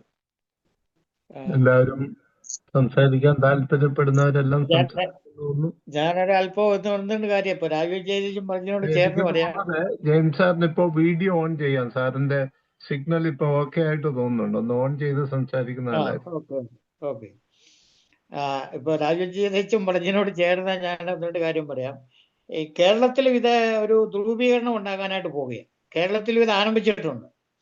കേരളത്തിലൊക്കെയുള്ള പല ആളുകളും നമ്മുടെ നാഷണൽ ലെവലിലുള്ള ഈ നെറ്റ്വർക്കിന്റെ ഉള്ളിലോട്ട് വന്നിട്ടുണ്ട് കേരളത്തിൽ നിന്ന്.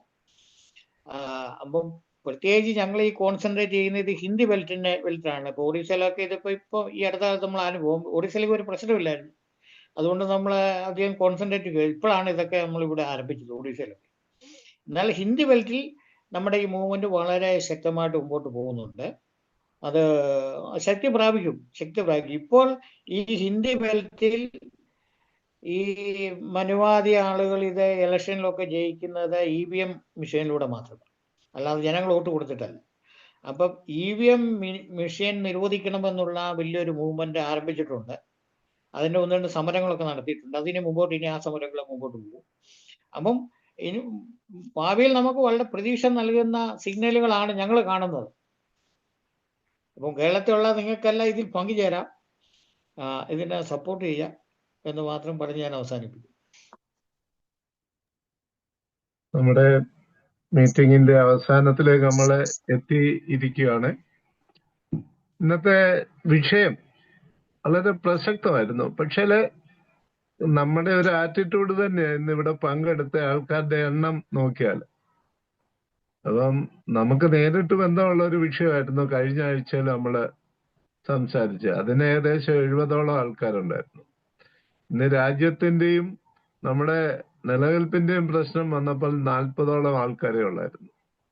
അത് തന്നെയാണ് കേരളത്തിന്റെ ഒരു പരിച്ഛേദമായിട്ട് കാണേണ്ടത്. കാര്യം എന്താണ് ഉൾക്കൊള്ളേണ്ടതെന്ന് അറിയാതെ നമ്മള് ഇങ്ങനെ അങ്ങ് എവിടെയൊക്കെയോ ഓടുവാനായിട്ട് വെമ്പി നിൽക്കുന്ന ഒരു മനോഭാവത്തിലാണ് എത്തിയിരിക്കുന്നത്. ഏതായാലും ഇവിടെ ഇന്ന് ചർച്ച ചെയ്ത വിഷയം നമുക്ക് തുടർ ചർച്ചകള് ആവശ്യമുള്ള വിഷയം തന്നെയാണെന്ന് വളരെ വ്യക്തമായി ഇവിടെ സംസാരിച്ചവരൊക്കെ നല്ല മനോഹരമായിട്ട് അതിനോട് കൂട്ടിച്ചേർത്തു.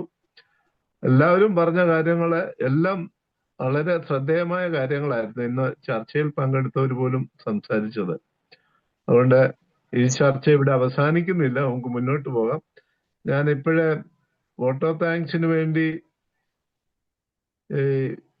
ഒരാളെ നമ്മുടെ അഡ്മിനായ ബെന്നി തോമസ് പരിമണത്തിനെ ക്ഷണിക്കുവാണ്. അതിനു മുമ്പ് ഞാനൊരു റിക്വസ്റ്റ് ചെയ്യുക.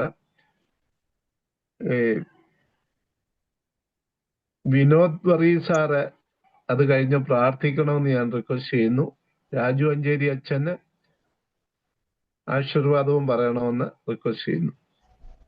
Shri Benny Thomas Parimanam light to light Marthoma study ഫോറത്തിന്റെ അഡ്മിന്മാരിൽ ഒരാളാണ്. അദ്ദേഹം നോർത്ത് കരോളീനയിലാണ് ഇപ്പോൾ താമസിക്കുന്നത്. അവിടുത്തെ അദ്ദേഹത്തിന്റെ വൈഫ് അവിടുത്തെ മർത്തോമ ഇടവകയുടെ സെക്രട്ടറിയാണ്. ബെന്നി സാറും വളരെ ആക്റ്റീവായിട്ട് അവിടെ പ്രവർത്തിക്കുന്നു. നമ്മുടെ സ്ഥിരം ഹോസ്റ്റാണ് അദ്ദേഹം. വളരെ ആക്റ്റീവായിട്ട് ഈ പ്രസ്ഥാനത്തോട് സഹകരിക്കുന്നു. സാർ ഇപ്പോൾ വോട്ട് ഓഫ് താങ്ക്സ് പറയുന്നതായിരിക്കും. ദൈവനാമത്തിന് മഹത്വം ഉണ്ടായിരിക്കട്ടെ. ഇന്നത്തെ ഈ മീറ്റിംഗിന്റെ നമ്മുടെ മെയിൻ പ്രഭാഷകനായിരുന്ന പ്രിയപ്പെട്ട ജെയിംസ് വർഗീസ് സാർ, ഇന്നത്തെ മോഡറേറ്റർ ആയിരുന്ന പ്രിയപ്പെട്ട വിൽസൺ കരിമന്നൂർ സാർ, ബഹുമാനപ്പെട്ട രാജു അഞ്ചേരി അച്ഛൻ, കർത്താവിൽ പ്രിയരെ, light to lighten Marthoma study ഫോറത്തിന്റെ 287ാമത്തെ വെബിനാർ അതിന്റെ സമാപനത്തിലേക്ക് എത്തിയിരിക്കുകയാണല്ലോ. വളരെ പ്രസക്തമായിട്ടുള്ള ഒരു വിഷയമാണ് ഇന്ന് നമ്മൾ ചർച്ച ചെയ്തത്. ന്യൂനപക്ഷങ്ങൾ ഇന്ന് ഇന്ത്യയിൽ നേരിടുന്ന വെല്ലുവിളികൾ എന്ന വിഷയത്തെ പറ്റി ഇവിടെ എല്ലാവരും സൂചിപ്പിച്ചതുപോലെ തന്നെ ഒരുപക്ഷെ നമ്മുടെ നിലനിൽപ്പിന്റെയൊക്കെ തന്നെ വളരെ പ്രാധാന്യം അർഹിക്കുന്ന ഒരു വിഷയമാണ് ഇന്ന് നമ്മൾ പ്രിയപ്പെട്ട ജെയിംസ് സാറിലൂടെ കേൾക്കുവാനായിട്ട് ഇടയായത്. അതിന്റെ വിവിധ തലങ്ങളിലും അതുപോലെ തന്നെ അതിനുവേണ്ടി പ്രവർത്തിക്കുന്ന സംഘടനകളെ പറ്റിയും എപ്രകാരമാണ് ആ പ്രവർത്തനം മുൻപോട്ട് കൊണ്ടുപോകുന്നത്, നമ്മൾ എപ്രകാരം അതിലൊക്കെയും ജാഗരൂകരായിരിക്കണം എന്ന് വളരെ വിശദമായി പ്രിയപ്പെട്ട ജെയിംസ് സാർ ആയിരിക്കുന്ന ഒഡീഷയിൽ ഇരുന്നുകൊണ്ട് ഇന്ന് നമ്മളോട് സംസാരിക്കുകയുണ്ടായി. ഞാൻ വിശ്വസിക്കുകയാണ് ഇത് താല്പര്യത്തോടെ ശ്രവിച്ച എല്ലാവർക്കും തങ്ങളുടെ ഹൃദയത്തിൽ ഒരു ചോദ്യചിഹ്നം അവശേഷിപ്പിക്കുന്ന രീതിയിൽ ഈ പ്രഭാഷണത്തെ വിഷയത്തെ മുൻപോട്ട് കൊണ്ടുപോകാനായിട്ട് പ്രിയപ്പെട്ട ജെയിംസ് സാറിനെ സഹായിച്ചു. സാറ് നമ്മളുടെ ഒരു സഹയാത്രികനാണല്ലോ. മിക്കവാറും ഇപ്രകാരമുള്ള വിഷയങ്ങളിലൊക്കെ ചർച്ചയിൽ പങ്കെടുത്ത് വളരെ വിശാലമായി തന്നെ സാറ് സംസാരിക്കുന്നതൊക്കെ നമുക്ക് കേൾക്കുവാനായിട്ട് ഇടയായുള്ള കാര്യമാണല്ലോ. ഇന്ന് എത്രത്തോളം ഈ സമയം ചെലവഴിച്ച് ഞങ്ങളോടുകൂടി ഈ വിഷയത്തിൽ വളരെ ആധികാരികമായിട്ട് സംസാരിച്ച പ്രിയപ്പെട്ട ജെയിംസ് സാറിനോടുള്ള light to light and Marthoma study ഫോറത്തിന്റെ നന്ദി ഈ സമയത്ത് നിങ്ങൾ എല്ലാവരുടെയും പേരിൽ അറിയിച്ചു കൊള്ളട്ടെ. ഇന്ന് നമുക്ക് മോഡറേറ്റർ ആയിരുന്നത് നമ്മുടെ പ്രിയപ്പെട്ട വിൽസൺ കരിമന്നൂർ സാറാണ്. സാറ് ഏത് വിഷയമുണ്ടെങ്കിലും സാറിന് അത് വളരെ ഭംഗിയായിട്ട് തന്നെ മോഡറേറ്റ് ചെയ്യാൻ സാധിക്കും എന്ന് നമുക്ക് അറിയാവുന്ന കാര്യമാണ്. അതുകൊണ്ട് അവസാന നിമിഷത്തിൽ തന്നെ മോഡറേറ്ററായി വരണം എന്ന ഒരു ഇട വന്നാൽ തന്നെയും അത് ഭംഗിയായിട്ട് മുൻപോട്ട് കൊണ്ടുപോകാൻ സാറിന് സാധിക്കും എന്ന് ഇന്നത്തെ നമ്മുടെ മീറ്റിങ്ങിലൂടെ സാറ് തെളിയിച്ചിരിക്കുകയാണ്. വളരെ ഭംഗിയായിട്ട് ഈ ന്യൂനപക്ഷങ്ങളുടെ വിഷയത്തെ പറ്റിയിട്ടുള്ള ഈ വെബിനാർ മോഡറേറ്റ് ചെയ്യുവാനായിട്ട് സാറിനെ കൊണ്ട് സാധിച്ചു. പ്രത്യേകിച്ച് ഇതിൻ്റെ ചരിത്രത്തെ പറ്റിയിട്ടൊക്കെയും പണ്ട് ഭാരതത്തിൻ്റെ ചരിത്രത്തിൽ സംഭവിച്ച കാര്യങ്ങളൊക്കെയും സാറ് അതിൻ്റെ ആമുഖ പ്രഭാഷണത്തിൽ നമ്മളോട് സംസാരിക്കുകയുണ്ടായല്ലോ. അങ്ങനെ വളരെ ക്രമാനുഗതമായിട്ട് ഈ മീറ്റിംഗ് ഈ വെബിനാർ മുൻപോട്ട് കൊണ്ടുപോകാനായിട്ട് സാറിലൂടെ ഇടയായി. ഒത്തിരിയധികം സന്തോഷമുണ്ട്. എല്ലാവരുടെയും പേരിലുള്ള നന്ദി ഈ സമയത്ത് സാറിനോട് അറിയിച്ചു കൊള്ളുകയാണ്. ഇന്ന് നമുക്ക് പ്രാരംഭ ഗാനത്തിന് നേതൃത്വം നൽകിയ കുമാരി ഫെമി ഷിബു ആണ്. വളരെ മനോഹരമായി പാടി. അതുപോലെ തന്നെ സിനി ഷിബു പ്രാരംഭ പ്രാർത്ഥനയ്ക്ക് നേതൃത്വം നൽകി. ഇവരോട് രണ്ടുപേരോടുമുള്ള light to light and Marthoma study ഫോറത്തിന്റെ നന്ദി ഈ സമയത്ത് അറിയിച്ചു കൊള്ളുന്നു. അനൗൺസ്മെന്റ് നേതൃത്വം നൽകിയത് പ്രിയപ്പെട്ട വി ജേക്കബ് സാറാണ്. അഡ്മിനായി വളരെ ഭംഗിയായിട്ട് പ്രവർത്തിച്ചുകൊണ്ടിരിക്കുന്നു. സാറിനോടുള്ള നന്ദി അറിയിച്ചു കൊള്ളുന്നു. ഈ മീറ്റിംഗ് വളരെ സജീവമാക്കിയത് ഇതിനുശേഷം നടന്ന ചർച്ചകളും അതുപോലെ തന്നെ ഈ വിഷയവുമായി ബന്ധപ്പെട്ട വളരെ ആധികാരികമായിട്ട് സംസാരിച്ച നമ്മളുടെ പ്രിയപ്പെട്ട അംഗങ്ങൾ ഈ മീറ്റിംഗിൽ പങ്കെടുത്തവരാണ്. അവരാണ് ഈ വിഷയത്തെ വളരെ സജീവമായി നിർത്തിയത്. അവരോടെല്ലാവരോടുമുള്ള നന്ദി ഈ സമയത്ത് അറിയിച്ചു കൊള്ളുന്നു. അതുപോലെ തന്നെ നമുക്ക് സ്ഥിരമായിട്ട് സൂം മീറ്റിംഗ് ഒരുക്കി തന്ന പ്രിയപ്പെട്ട ജോസ് മാത്യു, നെരൂർ മാർത്തോമ ഇടവാംഗമാണ്. ശ്രീ ജോസ് മാത്യുവിനുള്ള നന്ദി അറിയിച്ചു കൊള്ളുന്നു. സമാപന പ്രാർത്ഥനയ്ക്ക് നേതൃത്വം നൽകുന്ന ശ്രീ വിനോദ് വർഗീസിനോടും അതുപോലെ തന്നെ ആശീർവാദം നേതൃത്വം നൽകുന്ന രാജു അഞ്ചേരി അച്ഛനോടുമുള്ള നന്ദി അറിയിച്ചു കൊള്ളുകയാണ്. വീണ്ടും നമുക്ക് അടുത്ത ഒരു വിഷയമായിട്ട് അടുത്ത ആഴ്ച കണ്ടുമുട്ടും വരെയും ദൈവം തമ്പുരാൻ നമ്മളെ സഹായിക്കട്ടെ എന്ന് പ്രാർത്ഥിച്ചുകൊള്ളുന്നു. ഒരിക്കൽ കൂടി നിങ്ങളോട് എല്ലാവരോടുമുള്ള നന്ദി അറിയിച്ചുകൊണ്ട് നിർത്തുന്നു. ഏവർക്കും അനുഗ്രഹീതമായൊരു രാത്രികാലം നേർന്നുകൊള്ളുന്നു. അമേരിക്കയിലായിരിക്കുന്നവർക്ക് അനുഗ്രഹീതമായൊരു ദിവസം നേർന്നുകൊള്ളുന്നു. ദൈവം തമ്പുരാൻ എല്ലാവരെയും അനുഗ്രഹിക്കുമാറാകട്ടെ. Thank you. താങ്ക് യു സാറേ. സാറ് ബെന്നി സാറിന് ഒരു നന്ദിക്കുള്ള അർഹതയുണ്ട്. കാര്യം തുടക്കത്തിലെ അവതരണവും ഓട്ടോ താങ്ക്സും വളരെ മനോഹരമായിട്ട് ചെയ്ത ശ്രീ ബെന്നി തോമസ് പരിമണത്തിനോടുള്ള നന്ദിയും ഈ സമയത്ത് അറിയിക്കുന്നു. ഇപ്പോൾ ശ്രീ വിനോദ് വർഗീസ് സാറ് പ്രാർത്ഥിക്കുകയും രാജു അഞ്ചേരി അച്ഛൻ ആശീർവാദം ചെയ്യാനായിട്ട് രണ്ടുപേരെയും ക്ഷണിച്ചോളൂ. നമുക്ക് പ്രാർത്ഥിക്കാം. ഞങ്ങളെ സ്നേഹിക്കുന്ന ഞങ്ങളുടെ നല്ല ദൈവമേ, കർത്താവെ, ഞങ്ങൾ അല്പസംഖ്യകരുടെ പ്രശ്നങ്ങളെക്കുറിച്ചൊക്കെ സംസാരിച്ചല്ലോ. നീ ഞങ്ങളെ ഈ ലോകത്തിൽ നീ അല്പസംഖ്യരാക്കി തന്നെയാണോ വെച്ചിരിക്കുന്നത്? ഈ ലോകത്തെ പുളിപ്പാനായിട്ട് നീ ഞങ്ങളെ വിളിച്ചു. കർത്താവെ, ഞങ്ങളുടെ ജീവിതത്തിലും ദൗത്യത്തിലും പലപ്പോഴും ഞങ്ങളുടെ പുളിപ്പുകളൊക്കെ നഷ്ടപ്പെട്ടു പോകാറുണ്ട്. എന്നാൽ പുളിപ്പുകളുള്ള കുറെ വ്യക്തികൾ ഈ ലോകത്തുള്ളതിനാൽ നിനക്ക് നന്ദിയോടെ സ്തോത്രം കർത്താവെ.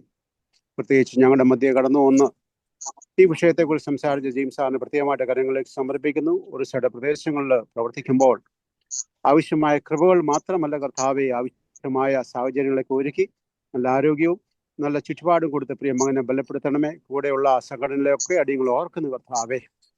ലോകത്താകമാനം പുളിപ്പുകൾ അവശേഷിച്ചിട്ടുണ്ട്. ആ പുളിപ്പുകളെയൊക്കെ കർത്താവെ നീ ബലപ്പെടുത്തി ലോകമെമ്പാടും കർത്താവെ അങ്ങയുടെ ആത്മാവിലെ ചരിക്കുവാനായിട്ട് നീ ഞങ്ങളെയും ബലപ്പെടുത്തണമെന്ന് പ്രാർത്ഥിക്കുന്നു. ഞങ്ങൾ പല കുറവുകൾ വന്നിട്ടുണ്ട്, ക്ഷമിക്കണമേ. പ്രത്യേകിച്ച് വെബിനാറിനെ ഓർത്ത് പ്രാർത്ഥിക്കുന്ന കർത്താവെ, ഇത്രത്തോളം ആളുകളുടെ ഇടയിലേക്ക് കർത്താവെ പല വിഷയങ്ങൾ എത്തിക്കുന്ന പ്രിയ മക്കളെ ഓർത്ത് പ്രാർത്ഥിക്കുന്നു. അവരുടെ അവരുടെ പ്രയത്നത്തെ അനുഗ്രഹിക്കണമേ കർത്താവെ. അടിയങ്ങൾക്കും ചുരുക്കമായിട്ട് ഈ വിഷയത്തെക്കുറിച്ച് കേൾക്കുവാനും ഞങ്ങളുടെ മനസ്സിലെ വിചാരങ്ങളും ആദികളും ഒക്കെ പങ്കുവെക്കുവാനുള്ള അവസരത്തിനാണ് നന്ദിയോടെ സ്തോത്രം കർത്താവെ. വീണ്ടും ഞങ്ങൾ അടുത്ത മീറ്റിങ്ങിൽ കടന്നു വരുന്നത് വരെ ഞങ്ങൾ എല്ലാവരും ബലപ്പെടുത്തിയാട്ടെ. ഞങ്ങളുടെ കുറവുകളോട് ക്ഷമിക്കണമേ. ഇന്ന് മീറ്റിങ്ങളിൽ സംസാരിച്ച എല്ലാ പ്രിയപ്പെട്ടവരെ ഓർത്ത് പ്രാർത്ഥിക്കുന്നു. എല്ലാവരും ബലപ്പെടുത്തി അനുഗ്രഹിച്ചാട്ടെ. അടിയനും കർത്താവ് ഈ വിഷയത്തിൽ പങ്കുവരുവാൻ കൃപയ്ക്കാട് നന്ദിയോടെ സ്തോത്രം. ഈ ഭൂമിയുടെ പല ഭാഗങ്ങളിൽ ഇരുന്നുകൊണ്ട് അടിയങ്ങൾക്ക് കർത്താവ് ടെക്നോളജി ഉപയോഗിച്ച് ഒരുമിച്ച് നിന്റെ മുഖത്തേക്ക് നോക്കുവാനും നിന്നെ ശ്രവിക്കുവാനും നിന്ന കൃപയ്ക്കാട്ടും സ്തോത്രം. ഞങ്ങളുടെ പ്രാർത്ഥന കേൾക്കണമേ. സർവ്വമീശ്വരന്റെ നാമത്തിൽ ആചുന്തിയോടെ കേൾക്കണമേ. ആമേൻ. ആമേൻ. പിതാവായ ദൈവത്തിന്റെ സ്നേഹവും ഏകജാതനായ പുത്രന്റെ കൃപയും പരിശുദ്ധ റൂഹയുടെ സംബന്ധവും സഹവാസവും നമ്മെല്ലാവരുടെ കൂടിയും നാം ഇന്ന് ജെയിംസ് സാറിലൂടെ കേട്ട ചിന്തകളോടുകൂടിയും ഇന്ന് മുതൽ എന്നേക്കും ഉണ്ടായിരിക്കുമാറാകട്ടെ. ആമേൻ. ആമേൻ. ആമേൻ.